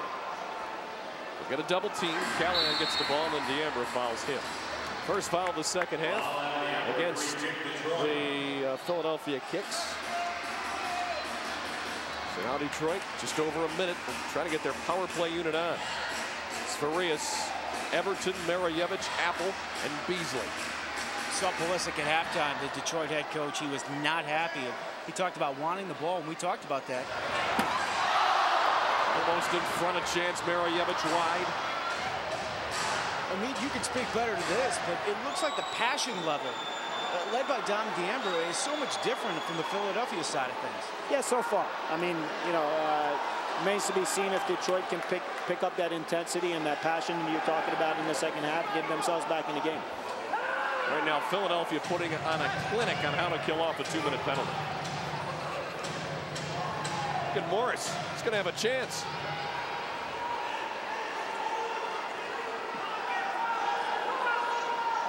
This is supposed to be an Ignition power play. Same problem we saw last week. 10 seconds.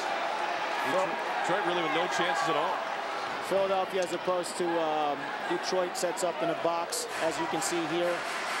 there with their 4 defenders, and you know, they do a good job of taking away their strengths. What Detroit needs to do is find that guy in the middle of the box and use him to their advantage. Now the penalty's over, so the KiXX penalty killers do their job. And it's still an 8-2 game, 2 minutes into the third quarter. So the Ignition again will have to go to work, try to crawl back in. Sampson, a crossover. Great slide, though, and a breakup by Casey Barton. Kicking coming up for Detroit. How underrated is Casey Barton? He's made some big plays this season. Yeah, he's not the best defender on the ball, but as far as one-on-one defending, in my opinion, one of the top defenders in the league. He's got that speed, too. Yeah, he possesses a lot of pace, and it helps him in one-on-one situations. If he gets beat, he can get back and recover. Farias, Beasley. Detroit will reset, down by 6. Farias can't get it in. Drew Kopp, more solid defending from the KiXX. The other thing about Barton, if anybody gets hurt, he can help take care of them. He's a nurse in the offseason. And he almost scored a goal, but Myers does. 10-2, Philadelphia. And once again, the KiXX are in control. I hate to say it, Al, but this is not very good defending on Detroit's part. I mean, in transition, they get 3 guys there, but no one goes to the ball. Seems like Philadelphia wants it more. Here's where it started. Kind of a roll shot. Novi lets the guy goal side of him, and, you know, he gets a redirection there. There's no excuse for that. In a championship game, you're not going to win games playing that kind of defense. So Detroit again down by 8 as Tom Myers scores a 2-point goal for the KiXX. Philadelphia just keeps on going. For a moment like Detroit at the end of the half, got some momentum. Philadelphia gets it right back. And now it'll be a kick-in coming up here for Philadelphia. How about the pass by Bartolomeo here? You know, nice little chip, finding Casey Barton there on a breakaway. But again, Novi assumes that the goalkeeper is going to make the save there and gets out of the way, actually. You gotta defend until you win the ball, 100%. Kraft, like he won it, and he did. Boney guilty of the foul, his first.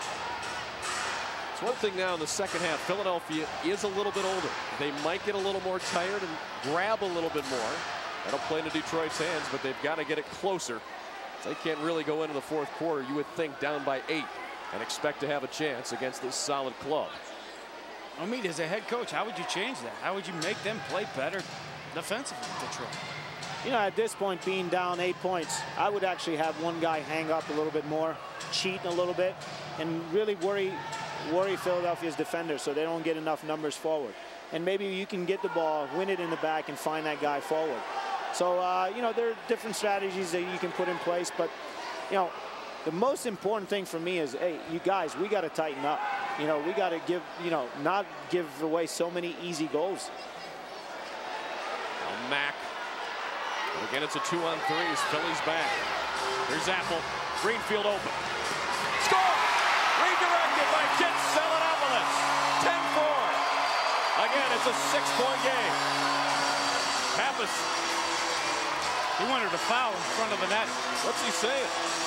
He's talking to Ron Corey, the official. What's he asking him about? I think he's complaining about being pushed out of the way. All right, let's watch. You see here. Oh, yeah. You know, a little contact. Not gonna questionable. No, I don't think the referee's going to see that at that point. I think the referee was also screened. Salinopolis the goal. Greenfield the assist. One more time. Referee might have been screened by Greenfield on the original shot. It did throw PAPPAS off balance a little bit, but it was completely unintentional on Salinopolis' part. There's Sonoto, just got that ball away. Now they're giving the goal to Greenfield. I'm going to say Salinopolis never touched it. And Mike Appleton will get the assist. So Greenfield from Apple at 3:58. And it's a 10-4 game. Once again, the Detroit crowd looks for any reason to get back into it. They're ready to explode here today at Compuware Sports Arena, but Philadelphia has kept them quiet with their play.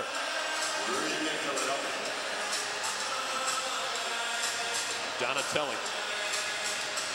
Newsom on target. Sonaldo down to save. Beasley. Broken up Kopp. Sonaldo. Got it to Sedgwick. Beasley again. Double team coming. Good pass. And a great block again by Casey Barton.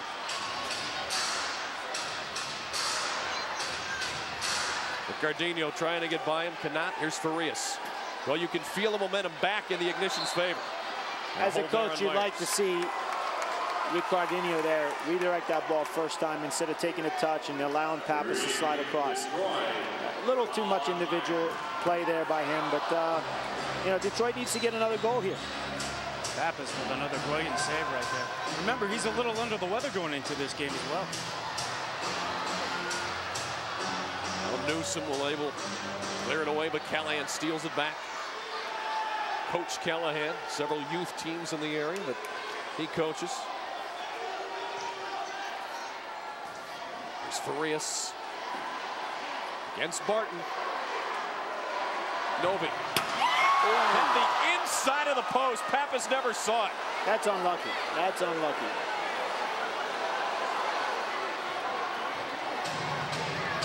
Beasley and Kopp. Kopp wins the ball. Sampson working hard. Gets the steal. Marievich. Barton again. There to break it up. Newsom over the top of Sampson. He's called for the foul. You see here, Al, you see now Detroit picking up their energy level, their urgency. You know, every time Philadelphia has the ball, you see 2 or 3 guys go to the ball and pressure it. That's what they need to do. Unfortunately, they didn't do that from the get-go, and they're sitting behind 10-4. But let's see if they can capitalize on this restart opportunity. Marievich, the trigger man. Smith. Beasley in front. Again, Barton breaks it up. Hey, you're right, Omid. You can see it. I mean, hop in their step after that Greenfield goal. Now Newsom on a counter. Sonaldo a save.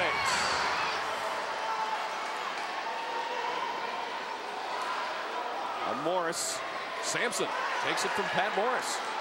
And then gives it right back to the KiXX. Here's the captain, Pat Morris. For Martinez as the intensity level rises. The MISL championship game here today on Versus. A winner will be crowned. A champion will be crowned. KiXX have led it throughout. Kicking coming up for Detroit. But first, we'll have a timeout with 8:12 to play here in the third quarter. 10-4 the score. Here's the last Detroit goal. Greenfield. Right through the legs. Oh, it hits Selenopolis. How about that? 10-4. That ball is going wide.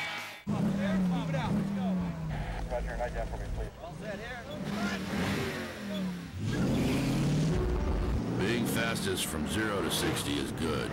Truckers say fastest from 40 to 70, even better.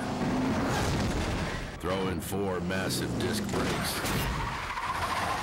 and you got yourself one happy ending. Available on the all-new full-size Tundra, the truck that's changing it all. If you're ever pulled over and can't show proof of financial responsibility, you could lose your privilege to drive. It's the law. Can you afford to take that chance? Now it's even easier to get Safe Auto's minimum liability insurance coverage in Illinois. We've just lowered our down payment. Take advantage of this opportunity and call now. 1-800-SAFE-AUTO. Protect your privilege. Put the fun in your backyard. Get to the Fun in Your Backyard event this Friday, Saturday, and Sunday at the Odeum Expo Center in Villa Park. Choose from the best selection of hot tubs. Get the best discounts. Hot tubs starting at $19.99. Buy direct from manufacturers and get up to 70% off. Plus, get amazing discounts on gas grills, decks, gazebos, and more. Put the fun in your backyard this Friday, Saturday, and Sunday at the Odeum Expo Center. Log on to funinyourbackyard.com for directions or call 800-SPA-SALE. Back here at Compuware Sports Arena, 10-4 Philly, and Zach Leibowitz is on the KiXX bench. Yeah, Al, I'm here with assistant coach Adam Bruckner. Adam was a member of the 2002 championship team for Philadelphia. Now an assistant coach. You must be going crazy. What has been the atmosphere like here on the bench right now? I mean, it was a tough situation going into halftime, giving up that goal. That brought us down a lot. We came right back out. We responded. We're in the same spot, up 10-4. So we're just trying to weather the storm right now. Detroit's got the momentum going into the third. We just got to hold the fort down and try and keep him off the board. With this excitement, hard to believe he's more than just a soccer guy, but he is. Al, really, what Adam does throughout the season, every Monday, helps the homeless in Philadelphia. Not even not even born in Philadelphia, but has helped the Philadelphia community, helping with the homeless. Why have you gotten into that so much, and how has it been a part of your life? I mean, I became a Christian when I was about 22, 23, and I read the Bible, and pretty simply, I just believed what it said, and it talked about helping the poor, and I think a lot of times people get across the lines in religion, and they don't really understand the message of Christianity. Just love God and love your neighbor. And the homeless guys are my neighbor in Philadelphia, so I just find a way to help them, just trying to get them off the streets, not just giving them food and handouts, but really trying to change them. And what has the response been to all of your help throughout the community? I mean, it's awesome. Like, Don DeAmber, the coach of the KiXX, he's a guy, he helps me out every week. He's the one that encouraged me to start it, and the community embraces it. It goes well. That's wonderful. Well, congratulations to you. And Al, even more in-depth, the story is that Adam has actually helped the community in terms of solving a murder that took place in Philadelphia, Al. That's right, Zach. Actually, there was a homeless person that was found murdered a few years ago. Adam, through his help in the community, knew the lady, and he knew who her boyfriend was, put some clues together, and put the police on to the murderer, who is now in jail. So Adam Bruckner, maybe detective? I mean, you coached him. This guy, really an interesting guy. He helped solve a murder. Yeah, and he's a great writer as well. You know, and that's something that people don't know about him. And you know, I hate to see that book when it comes out, when he writes about our past seasons together.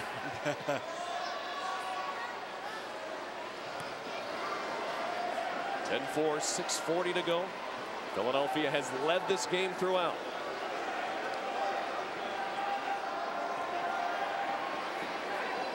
Bartolomeo.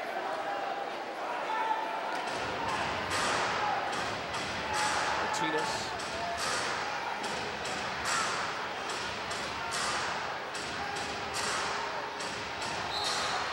We've got a foul, a handball on Donatelli. His first.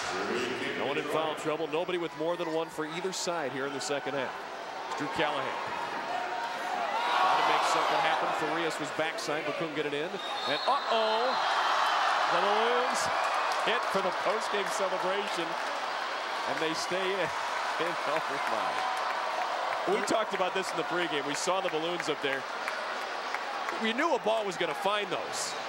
Omid, you worked so hard on those balloons all night long. And it almost came too early.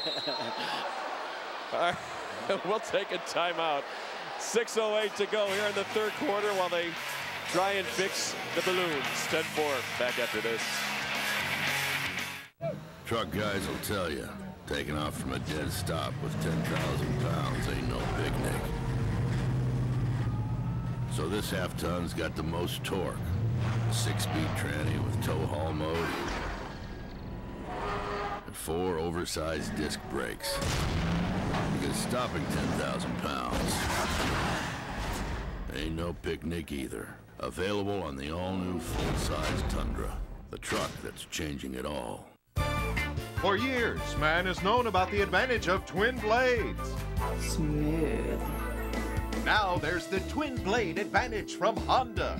Twin blades mean finer clippings when mulching to feed your lawn. They also mean more bagging capacity and less emptying. And of course, Honda means it's built to last. The twin blade advantage, exclusively on Honda mowers.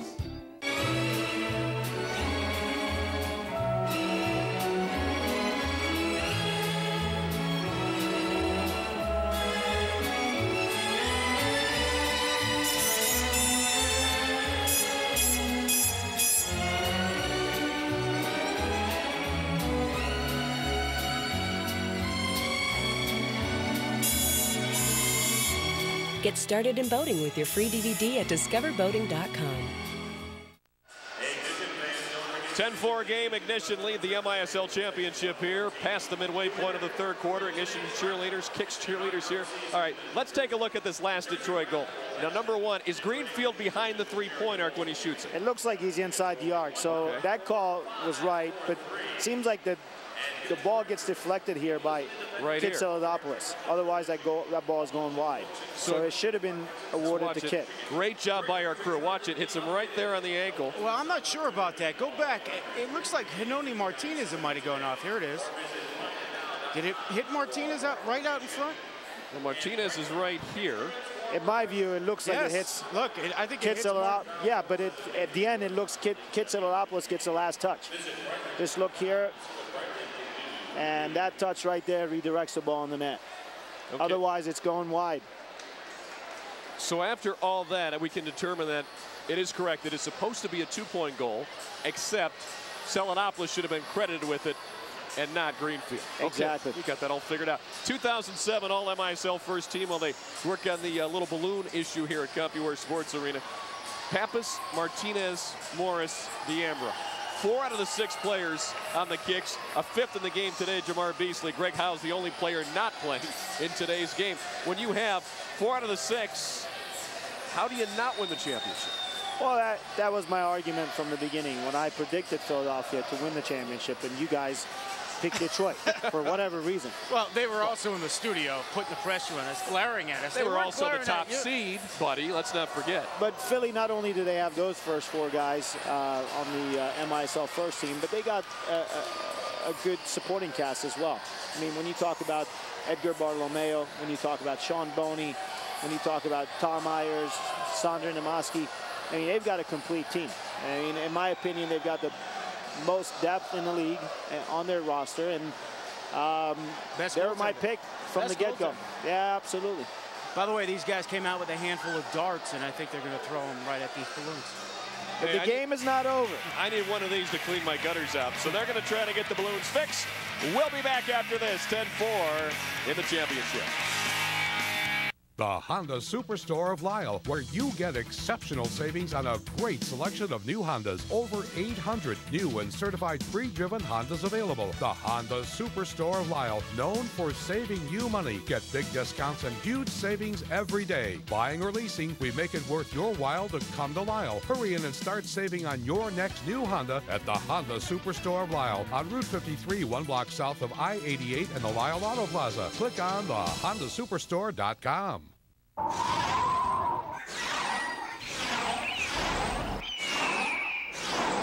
Wouldn't it be nice if targeting your customers was this easy? Well, thanks to Comcast Spotlight, it is. With dozens of networks, we'll run your ads on only the shows your customers are watching. We can even let you run them in just your neighborhood for further efficiency. Comcast Spotlight. So accurate, you almost can't miss. For more information, call 630-364-3302. With the Trio 700P and the Verizon wireless network behind you, work, family, and everything in between is right at your fingertips. And it's all on America's most reliable wireless broadband network. The Trio 700P smartphone. It's the perfect device for the business of your life. Verizon Wireless. It's the network.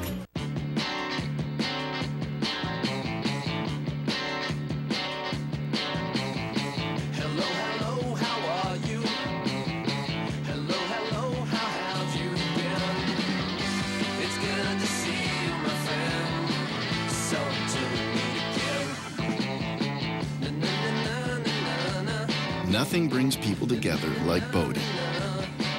Get started with your free DVD at discoverboating.com. The kids captivated here at Compuware Sports Arena by the balloon guys. There's some balloons that were held up. If you're just joining us now, they were above in the girders here at Compuware Sports Arena, and a part of it got knocked down. Hey, we've got a new crew member on camera. How about that? Oh, wait a second. What's going on there?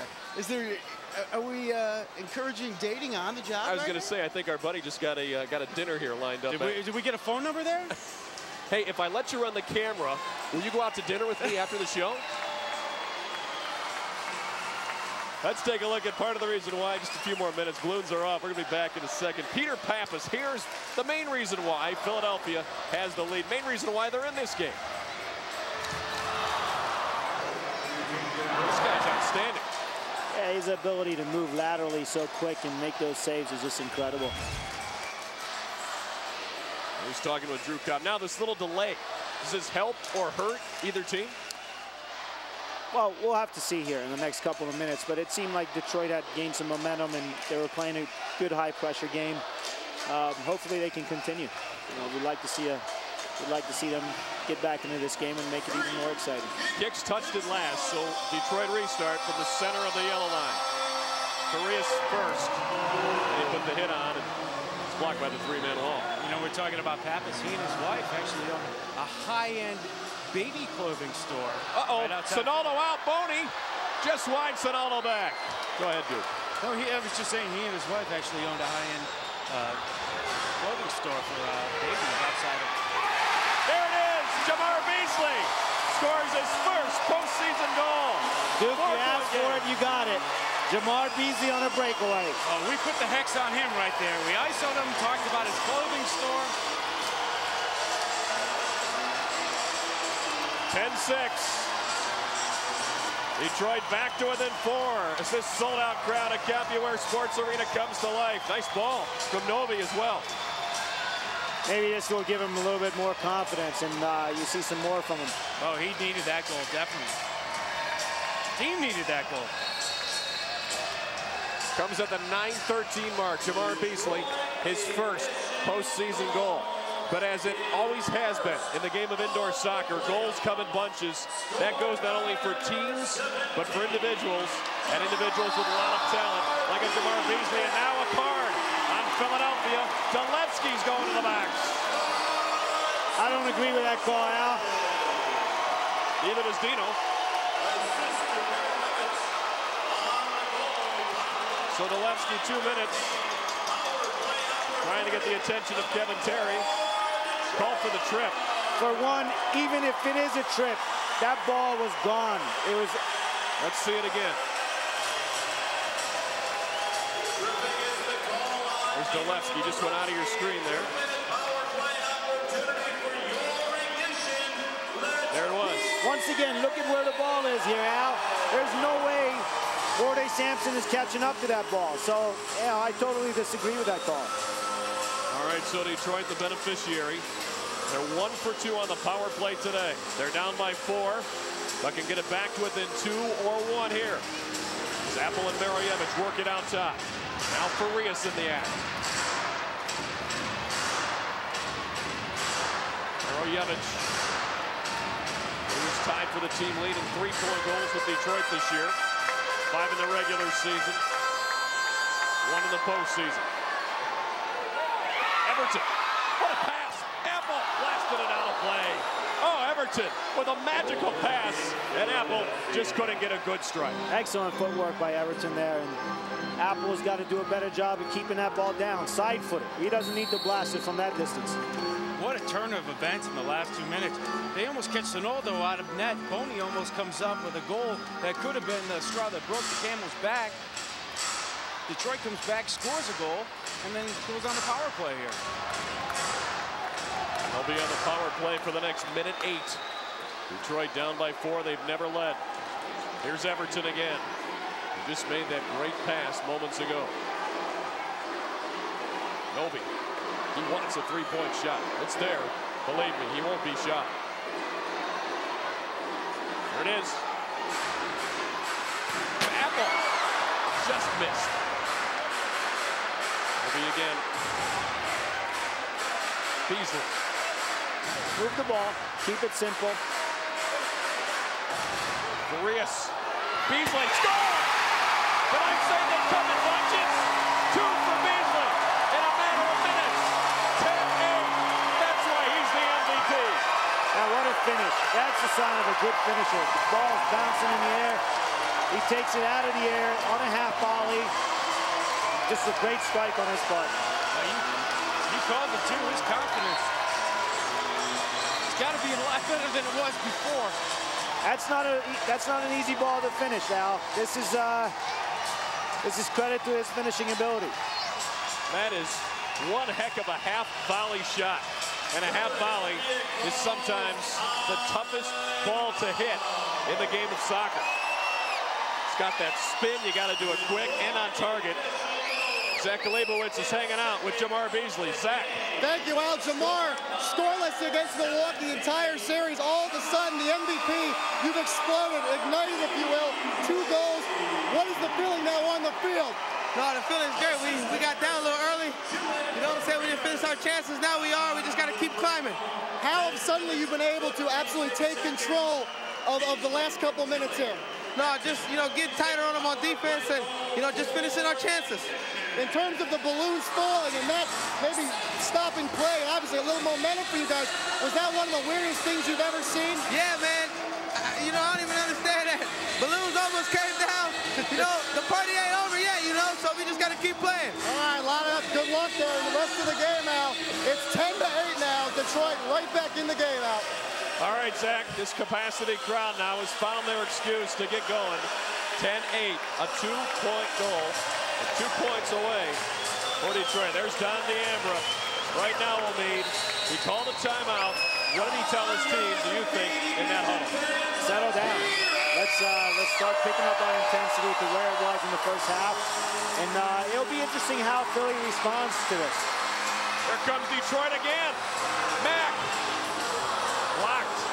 Wow, crowd. This is a different crowd than we saw in the first half. It's like a new sellout came in the second. Sampson. Blocked by Martinez as Philly tightens up the defense. DeAmbra tries to clear but can't. Detroit now in control of this game, but still down by 2. This is what MISL is all about. An exciting game, an end-to-end game. Teams are never out of it. This season has been parity all season. Same for the postseason. 2-point game in the waning minutes of the 3rd quarter. Philadelphia looks a little winded here, and Detroit's doing a good job of keeping the same people on the floor for Philadelphia and really taking advantage of it. Greenfield trying to find an open space. Apple got it to Mack. It's blocked by Namaski. Apple will control it now. Detroit even got a shift change with their defenders. As I'm Detroit, I'm keeping this ball as long as possible. I'm looking at Delevsky and I'm looking at DeAmbra. They are tired out there. Yeah. Beasley now looking for a hat trick. Tatai! Pappas, great save! Cleared away by Martinez. Oh, Peter Pappas saying you might be the MVP, but I'm the top goalkeeper. 2 of the league's best going head-to-head. Beasley wanted Callahan cutting in backside there. Now Farias. Suddenly it seems like Beasley's everywhere. Callahan. Selinopoulos couldn't control. Namaski can't get it out. Beasley. Pappas. Another save. Delevsky off the Plymouth Whalers. Restart at the yellow line. Jersey. Restart Detroit. Philadelphia can't get a line change. How about Peter Pappas? That was an absolute goal. Detroit's calling a timeout. If I'm the coach, I'm not taking a timeout here. I'm putting the ball back in play. Yeah, I don't get this. Well, they haven't officially called it yet. Maybe they want to see how Philly... Now, if the ball was on top of the arc, maybe, but not at the yellow line. And now Kevin Terry is talking with Callahan and Farias. Here comes running. Oh, Pulisic wants it. His assistant coach waved it off. His players waved it off, but he wants it. Well, now looks like they're not going to take it. Well, Pulisic was up there. And he was making the timeout sign. Okay. Yeah, they were just going to wait and see what Philadelphia did. Maybe they have a, they have a very good play that they're confident on, executing. Who knows? But there's still 2:01 in this half. In this quarter, there's another quarter to play. I agree with your original statement. I mean, they've got Philadelphia on the mat right now almost. I mean, the momentum is going that way. But, I mean, it's one thing to have a restart on top of the arc. I mean, that's a sure scoring opportunity. The yellow line, a little different. You know, if you look at the percentages, not a lot of goals scored from there. Well, there's Matt Johnson, Mark Pulisic's assistant to his left, talking over this play. The other point is, he wanted this timeout pretty badly. They've got something they want to tell him. Yeah. What do you think that is? They find an opening in the Philadelphia D? Yeah, I mean, usually on the yellow line, what teams do, they put two guys on the inner wall, and they strong side to one side. So you try to play it to the weak side and get a good shot off. So let's see if that's what they do, or if they do anything different. But doesn't this timeout give Philadelphia an older team a breather? Well, I got the line change, breather. And that was my point. Now it's Boney and Donatelli in the wall. Bartolomeo out top. Barton and Morris, the defenders, they're deep. There's Boney and Donatelli. Sonaldo's up around midfield. That was the shot, and it was blocked. Now a foul on Everton. That'll be the first foul of the second half against Everton. So Philadelphia finally got that line change and now out of the woods. And you brought up a good point. Probably because that timeout by Detroit, that helped Philly. And I think the referees held the play a little bit too, but at the same time, I mean, you know, you just want to keep that same unit for Philadelphia on the field. They were knackered at that time. Barton called for holding his first foul. Still no one with more than one personal foul here in the second half.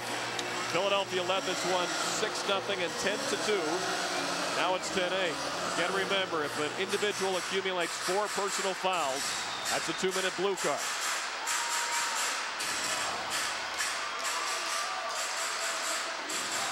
Now Sedgwick. And Sonaldo in the back. Philly will leave Sonaldo. I don't think you're going to see much pressure from Philly high now in this second half. It's warm in this building, too. You got a warm day today and a sold-out crowd. That's not helping the KiXX either. Yeah, the crowd's really into it now, as opposed to early on when Philadelphia was up by 8 points. They were really quiet. There's Callahan in front. How did they miss that? Couldn't find it. How many posts have they hit today? 5 at least by my count. Detroit's doing a great job here. They're playing well. They're keeping possession, and that's key. How often is it when you make that comeback? Goals 2, 3, and 4 might be easy, but that last one, to tie it, is the most difficult to get. Closing moments of the third quarter. Sedgwick, he scored Detroit's first today in the second quarter. From Marievich, trying to work a two-man game, and Sedgwick ran Pappas right over. Now that's a foul. Yep. No question about that one. Unintentional, but yeah, you gotta call it. Now Pappas, of course, wanted a card. Let's take a look. Peter meet Bill. Peter just scooted over, and Bill Sedgwick was making that run, and he was already committed. So the minor foul call. Sedgwick now steals from D'Ambra. Here's Mack. He's got Novi on the near side, but couldn't find him. 7 seconds. Release it. Sedgwick gonna have to tee it up, and it's blocked by Bartolomeo. 45 minutes of indoor soccer in the books on Championship Saturday. Detroit or Philadelphia will be taking home the MISL trophy tonight. Whom will it be? We don't know yet. 15 more minutes to go. 10-8, Philadelphia. You're watching the MISL Championship here on Versus.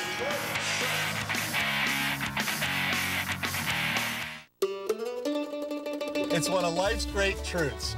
Giant Cow makes people smile.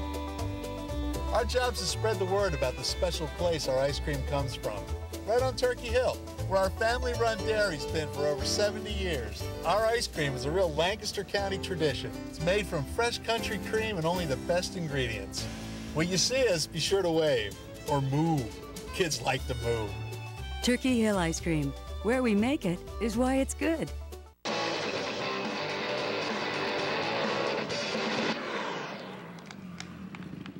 Hey, think I got here by sitting on my butt all day playing video games? Come on, get out there on a Honda. Who knows? Maybe one day some kid will be playing you. The Honda CRF F-Series. Unplug your kids. As low as $39 a month upon approved credit, and up to $200 in bonus bucks on select models. 2006. The 8th seed is supposed to lose to the number 1 seed. Apparently, someone forgot to tell that to the Edmonton Oilers.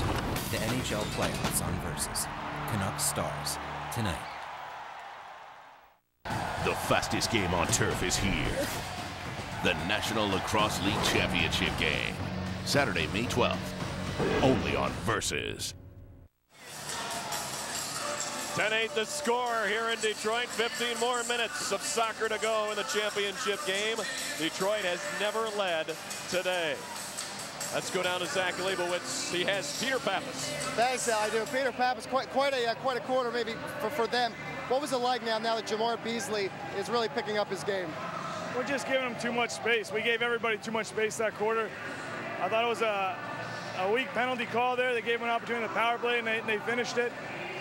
We just got to pick up the intensity and pick up the speed of play right now because they're coming a little quicker, and we're still a little lackadaisical on the ball, and that's struggling getting out of our own end. So hopefully this last quarter we can put some passes together and keep their pressure up. And despite the fact that obviously Detroit has come in closer, some great saves by you, do you feel it's sort of the goalkeeper of the year versus the MVP in this final quarter? Not at all. It's Philadelphia KiXX versus Detroit Ignition, and you know, the better team will come in on top, hopefully, and hopefully that's us. Okay, well, good luck in the fourth quarter. All right, Al, there you have it. Well, Peter Pappas has always been a solid keeper, and there's Jamar Beasley, who got 2 third-quarter goals to help bring Detroit to within 2. Philadelphia led this one 8-0 and 10-2. Now it's a 2-point game. If Detroit gets the next goal to tie it, does that mean Detroit's going to finish this one off? Well, not necessarily. If you're on Detroit's side, you would favor them. But at the same time, 10-10, it's anybody's game. Philadelphia's got to show a little bit more resilience here, and really crack down defensively and make sure they don't give away too many easy goals. And they let off some of that pressure they had on Detroit early on. 10-8 ball game, fourth quarter underway. Here's Compuware Sports Arena. Detroit has the ball. They'll get it to their keeper, Sonaldo. D'Ambra to press. Apple works hard to win it. He gets it back. Here's D'Ambra. Hey, one thing about Detroit, they matched their level of passion, Philly's level of passion. They also matched their physical play in that third quarter there. And what's happened here, too, you look at Philadelphia's play right now, they're not so sure of themselves. Right. As opposed to in the first half, they were knocking the ball around nice and easy, very comfortable. Now it's Detroit who's putting the pressure on Philadelphia and taking them out of that comfort zone. Well, they put on a clinical meet in the first half, offensively and defensively, how to work a ball, how to play defense. But how much, again, is fatigue factoring in here with the kicks? Well, in, third quarter, they played defense. Bad giveaway here. D'Ambra chip. Is it in? That's a goal. Score! Kevin Terry says score. 3-point goal for Don D'Ambra. Wow. Talk about a dagger. That will take the air right out of this crowd. That could be the difference in the game right there, that goal. Bad giveaway. So Sonaldo gives that one away, ends a 6-0 Detroit run. Here it is. Look at the patience. Has to cross the goal line. It did. Excellent call on behalf of the referees. Sonaldo almost got burned by that in the third quarter when Boney almost put one in. Great camera work there by our standing crew here in Plymouth, Michigan. You saw that replay before, clearly crossed the goal line. A 3-point goal for Don D'Ambra. His 4th goal of the postseason. Donnie D now with 9 points to lead the MISL postseason scores. Just an amazing change inside this building. All of a sudden, except for the music blaring, it's quiet from the fans. Other than about 60 who are here from Philadelphia. Well, now, Donatelli maybe he's getting a little excited there. He said, hey, D'Ambra, got a lob. Let me see if I can get it from the yellow line. Actually, he was just getting a line change. So Detroit down by 5.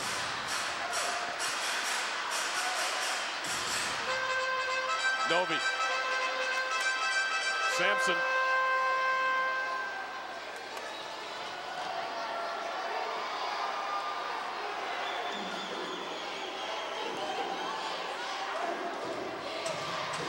Sampson. Sedgwick. Trying to send it in the mixer. Morris just poking it out. Tell you what, I'm so impressed with the way D'Ambro's played today. Getting that first goal, the way he's hustled, the way he's played every shift so hard, and then just the presence, the awareness on that last one. Trip on Rife, his first foul. Now Don D'Ambro, also the head coach, he's led by example here today. Yeah, he takes a lot of pride in the way he plays. You know, coming from Philadelphia, he's got that tough mentality. And, you know, he uses that to his advantage. You know, in big games, he always comes through. Trying to draw the foul there, will not get the call. A steal by Donatelli. One of the exciting young rookies in the MISL this year. Myers is wide. Top. Doesn't normally attack, but does a little bit there. Mirojevic has the ball.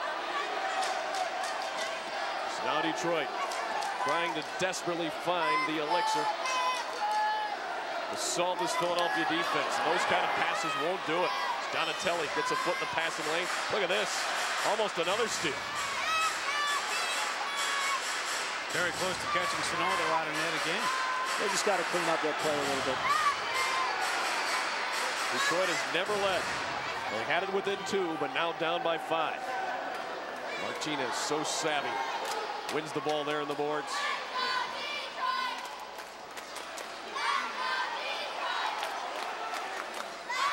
Here's Greenfield. Bad line change on Philadelphia's part here. Greenfield. Well, Boney got back. He waited for it. Perhaps a mistake by Greenfield, not taking the 3-on-2 that was there.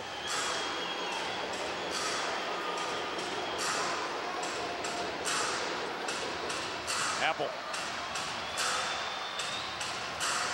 Beasley. Got it through the legs of Kopp, but knocked away by Donatelli. Detroit has possessed most of the second half. But Philadelphia, who had that 8-2 lead at halftime, has been able to keep it standing.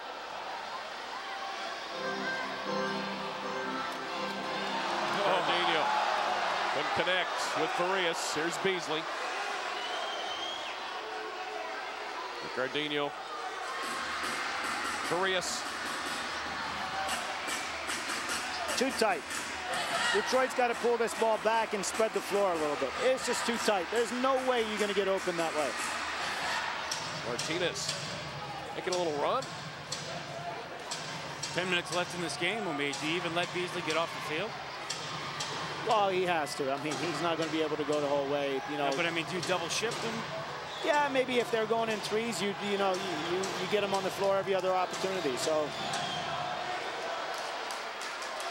It's Callahan working on Namaski. Sampson. Blocked by Newsom.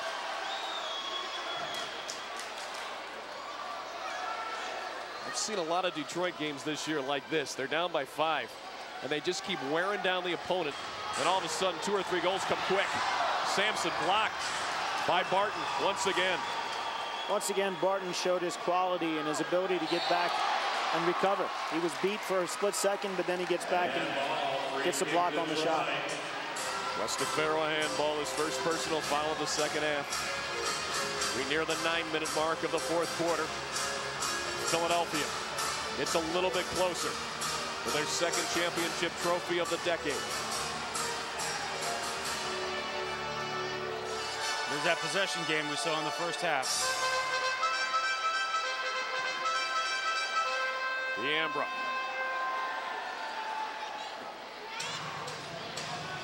Saladopoulos an intercept. Apple won't get there. Morris does first. On the ball at the sure feet of Peter Pappas. Here's Namaski. Philadelphia with a little space here. Namaski open. Nomoski just missed.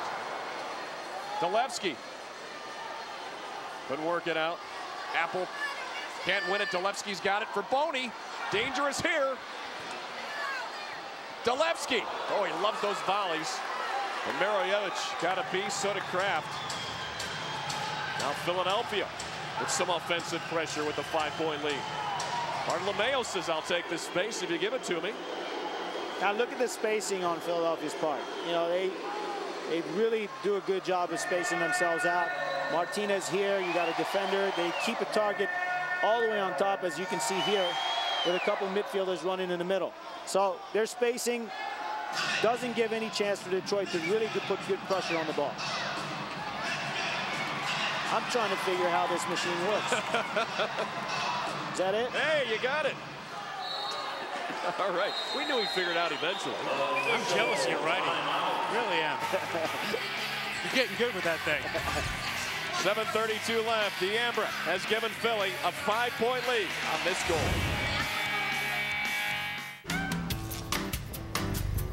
With the Trio 700P and the Verizon wireless network behind you, work, family, and everything in between is right at your fingertips. And it's all on America's most reliable wireless broadband network. The Trio 700P smartphone. It's the perfect device for the business of your life. Verizon Wireless. It's the network. For complete car care, it's KiXX, where now our full-service oil change comes with a second oil change free. Buy one KiXX full-service oil change and get a second full-service oil change free. Don't worry, call the KiXX man. For complete car care, it's KiXX, where our lifetime brakes come with a free oil change. Lifetime brakes for $79.95, and that's $79.95 installed, plus a free KiXX oil change. Don't worry, call the KiXX man. What will it take to make Illinois the safest state for all women and girls? It's setting an example for my daughter that violence is not normal. It's having working streetlights in every neighborhood. It's teaching my son, no woman should ever be called bitch. I have to change the way I think. I have to change the way I talk. I have to change the way I act. It takes action. It takes you. Find out what you can do. Go to whatwillIttake.org. Ending abuse starts with us. Tonight, the Rankins Bulls look to knock loose some fillings in Billings. And Justin McBride hopes to ride into the record books with the most wins ever. The PBR Built Ford Tough Series starts tonight at 11 Eastern, only on Versus. 13-8 Philadelphia in the lead with 7:32 to go. Don Diambra, tonight's leading scorer with 5 points. Well, he's not only played well offensively, but he's made some nice defensive steals as well. And here Philadelphia with the restart. Dolevsky for Diambra for the hat trick, and that's wide. Donnie Wade says, yeah, that was a miss hit. They did a good job of finding him. Unfortunately for him, he got under the ball there.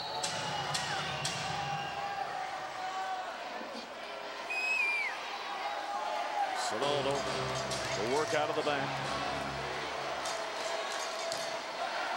Callahan will work on Donatelli. Farias wants Mack there on the chip. Kopp with position and a clear.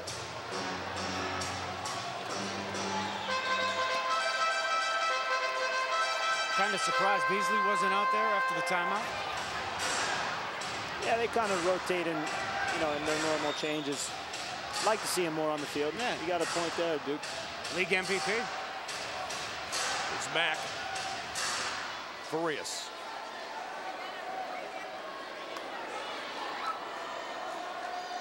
Ricardinho. Tom Myers to break it up. Also, while we have a quick moment, I'd like to thank John Barley of the Detroit Ignition and David Deal of Philadelphia from the communication departments helping us out here this championship Saturday. 6:18 to go. It's getting late early. Now that Diambra goal just changed everything. Detroit was within 2, had the momentum, and Diambra knocked in a 3 off a steal from a Sonaldo pass. And Philadelphia. Detroit's got to think about really high pressure, and that's it. Running at PAPPAS and trying to create turnovers. When do you start thinking about pulling your goalie? I mean, I would, being down 5 points, I would start thinking about it by like the 5th minute, you know, 4.5. Need 2 goals, maybe 3 goals to get back into it.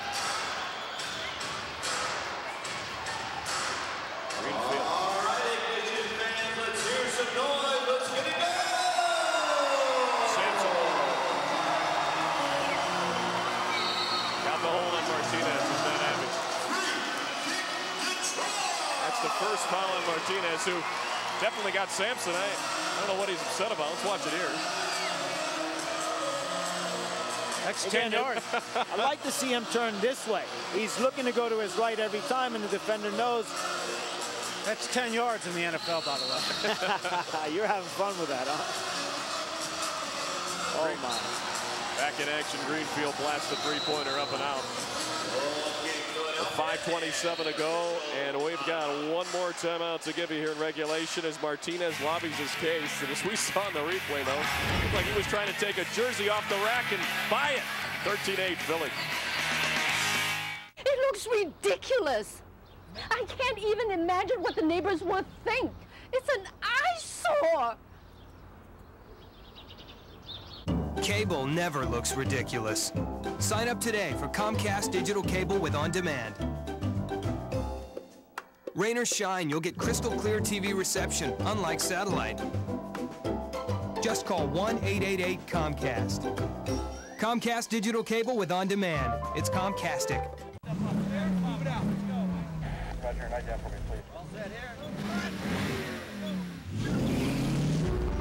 Being fastest from 0 to 60 is good. Truckers say fastest from 40 to 70, even better. Throw in 4 massive disc brakes, and you got yourself one happy ending. Available on the all-new full-size Tundra, the truck that's changing it all. Yeah, I've got Vonage. It's great. I get my voicemail messages forwarded to my email, call waiting, 3-way calling. None of that stuff costs me extra. Plus, I could use the phone I already had and keep my old number. Not bad for $24.99 a month. Get unlimited local and long-distance calling for just $24.99 a month. Sign up now and get 1 month free. Call 1-800-905-6540. Just 5 minutes and 27 seconds remain in the Major Indoor Soccer League season. And that may not be enough time for Mark Pulisic and the Detroit Ignition as they're down by 5 their first year. We've said it before, even if they lose today on their home field, being an expansion team, you can't be upset with the way this season has gone for the Ignition. Not at all. And Pulisic has done a great job, and he's accomplished a lot only in his first year coaching with an expansion team. I mean, they've got a lot to build on. Even from a business standpoint, they've done a great job putting people in the seats as well. Some quality sponsorships, too. Fans that come to these games, and oftentimes it's a party. Here's Beasley. Morris breaks it up. Is Pat Morris the best defender out there or what? He, I mean, day in and day out, he gets the job done. And he's so humble. Perhaps that's why he doesn't get as much attention as maybe he deserves. All right, 4 minutes, 35 seconds, just about. 4:38 to be exact. Well, maybe still no pulling of the goalie here. Yeah, I'm surprised. I mean, again, I would have thought in that last timeout they would have talked about going to their six attacker on the fly, maybe.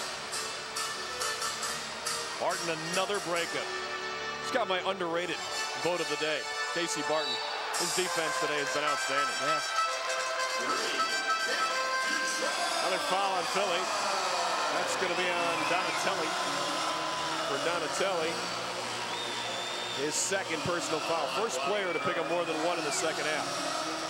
Farias loves to try and find a seam somewhere on a shot. Loves that little bench shot. But it'll go to Callahan. Marievich.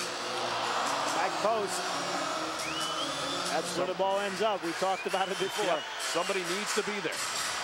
Now 4 minutes left. Philadelphia closes in on their second championship in the history of the KiXX organization. Beasley tried to draw a foul, will not get the call.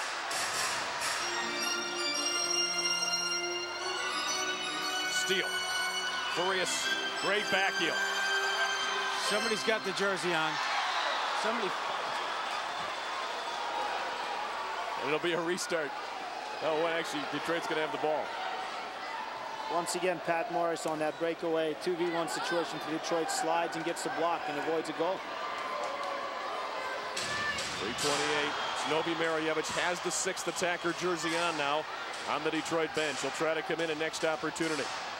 First, Ricardinho will trap the ball. Sonaldo get out. Now Pulisic's yelling at Sonaldo to get off. He runs off. Marojevich on. Detroit goes to the 6th attacker with 3:07 left. They need 5 points. Sampson couldn't get it by PAPPAS. Sedgwick can't either. Oh, Ricardinho mishits one from point-blank range. He had will time never to trap have an that easier ball. chance. No. He had a lot of time there. He didn't realize how much time he had. Nobody in his zip code right there. Wow. Well, here it is again. Wide open in the middle, with nobody around him. I mean, how many just times got a do you little get anxious. a chance on Peter PAPPAS like that? I mean, this Philadelphia defense doesn't give you many chances on him like that. And in this critical point of the game. Hey, there's a lot at stake. A lot at stake. Philadelphia calls timeout. They'll talk over their strategy here, going against the 6th attacker. Now, Jamar Beasley was held scoreless until the 3rd quarter in this championship series goal-wise. But then he got too quickly and brought Detroit back in. A couple of good goals, too. This half-volley shot. How tough is this? I mean, again, a great finish on his part. And again, like Greg Bibb mentioned at the halftime, you know, you can't just demand it from Beasley all the time. How about your defenders holding the fork down? That's a good point. And they didn't do that in the first half. And that's why they're in the situation they're in. Let's see if they can get a quick 3-pointer here and get back into the game and hopefully make it very interesting at the end. That's why you got to love the 3-pointer. I mean, it's holding everybody's interest right now. Really, it's only a 2-possession game when you think about it. Yep. Mark Pulisic. Matt Johnson trying to come up with some strategy for the Ignition. We're down by 5 in their first season. Trying to be the first team since 1984 in the Canton Invaders to win a championship as an expansion team in the MISL/AISA was the minor league at the time. So Marojevich, the 6th attacker for the Ignition. There's Don DeAmbra. You probably think his day is done unless Detroit can somehow tie this game or take the lead. First time I've seen DeAmbra hold paper the whole game. Don DeAmbra got my vote for MVP. Absolutely. I mean, you know, you go PAPPAS' way too, but I think DeAmbra's had has had to say today. Well, he's really has his coach's hat over there on the bench. Well, Philly pressuring high. This is taking some time away from Detroit. They can't get the ball ahead at the moment. Well, Detroit's got a lot of good shooters. The Phillies' strategy is not allow the ball to get down low and for Detroit to have those opportunities with those shooters. Marojevich. He's the 6th attacker. Detroit works it out top. Uh-oh. This could be a problem. Marojevich and Myers. Marojevich will win the ball, but now Myers is going to pressure. Now he'll back off. That was a little bit of a break for Detroit. Now they'll run ahead. Here comes Farias. Apple. Apple again. Morris clears. Time now becoming an issue for Detroit. Beasley.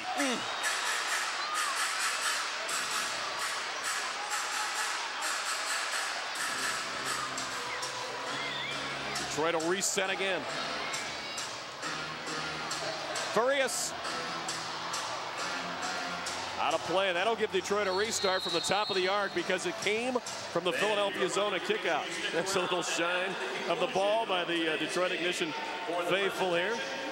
Seen more Ignition gear this year than I think any MISL team. Lissick wants a timeout. He's staying over there on the bench. Good time to call one. Try to probably get a goal here. You never know. I don't think his guys see him. Oh, they'll call it. Oh, no. Chile says, let me shoot it. Blocked by Bartolomeo. Pulisic with clipboard in hand says, wait a minute, guys. I wanted a timeout. Now he puts the clipboard back down. Nobody saw him. I'm very surprised. Players got to see, look back at his coach, see what he's looking for. Less than a minute now. Arayevich wide. Myers couldn't seal it. They need to go quickly here.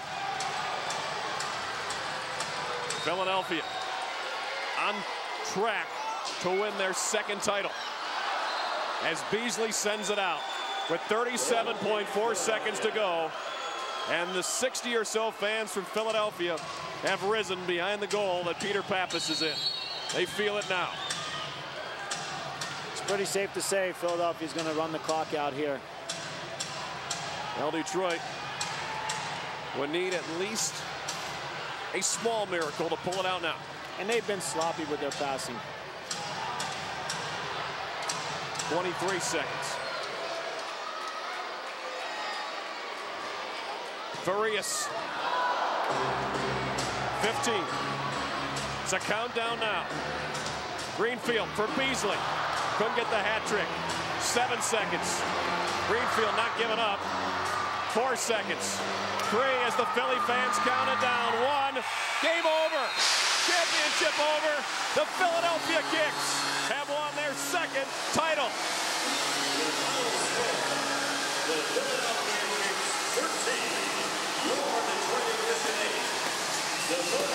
What a game and what an effort by the Philadelphia team. You got to give them credit. You got to give Don DeAmbra a lot of credit for putting this team together. And perseverance throughout the year and winning it at the end. And the Philadelphia KiXX are the 2007 MISL champions. Omid, you picked them on the show a couple of weeks ago. Duke and I bow to you. Not to rub it in or anything, guys, but that's why I'm the coach. No, not to rub it in at all. DeAmbra just played a spectacular game. He coached a great game as well. For me, the interesting thing about him, from our last commercial break on, so say about 2 minutes, 45 seconds to the end of the game, he didn't put himself on the field once. He grabbed a sheet of paper, stood on the bench, and coached. Yeah, I mean, you know, at the end of the game, that's where he puts his defensive players on the field and, you know, puts his coaching hat on and directs traffic. All right, Zach Leibowitz has the winning coach, Don DeAmbra. Zach. I do. Al, congratulations, Don DeAmbra. So this is what a Philadelphia championship's like, huh? You know what? Our guys battled, man. Detroit put a lot of pressure on us second half. These guys got a lot of character, a lot of commitment to defend as a team, and we won this as a team. It's a great squad, great year. Where does this moment rank for you as a player, as a coach?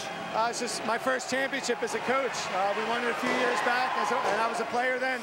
But, you know, it's great. It's the same as it was last time, and, you know, this is why you play the game. You play to win a championship. I'm sure a lot of cheesesteaks for the people here that traveled, the busloads of people, and you get a hat too. Now your family is here, and Don, you scored the first goal of the game, and you never gave up the lead. You ended up scoring the last goal that really put it away.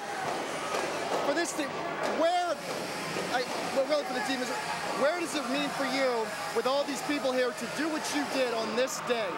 You know what? I'm just trying to do my share. and contribute.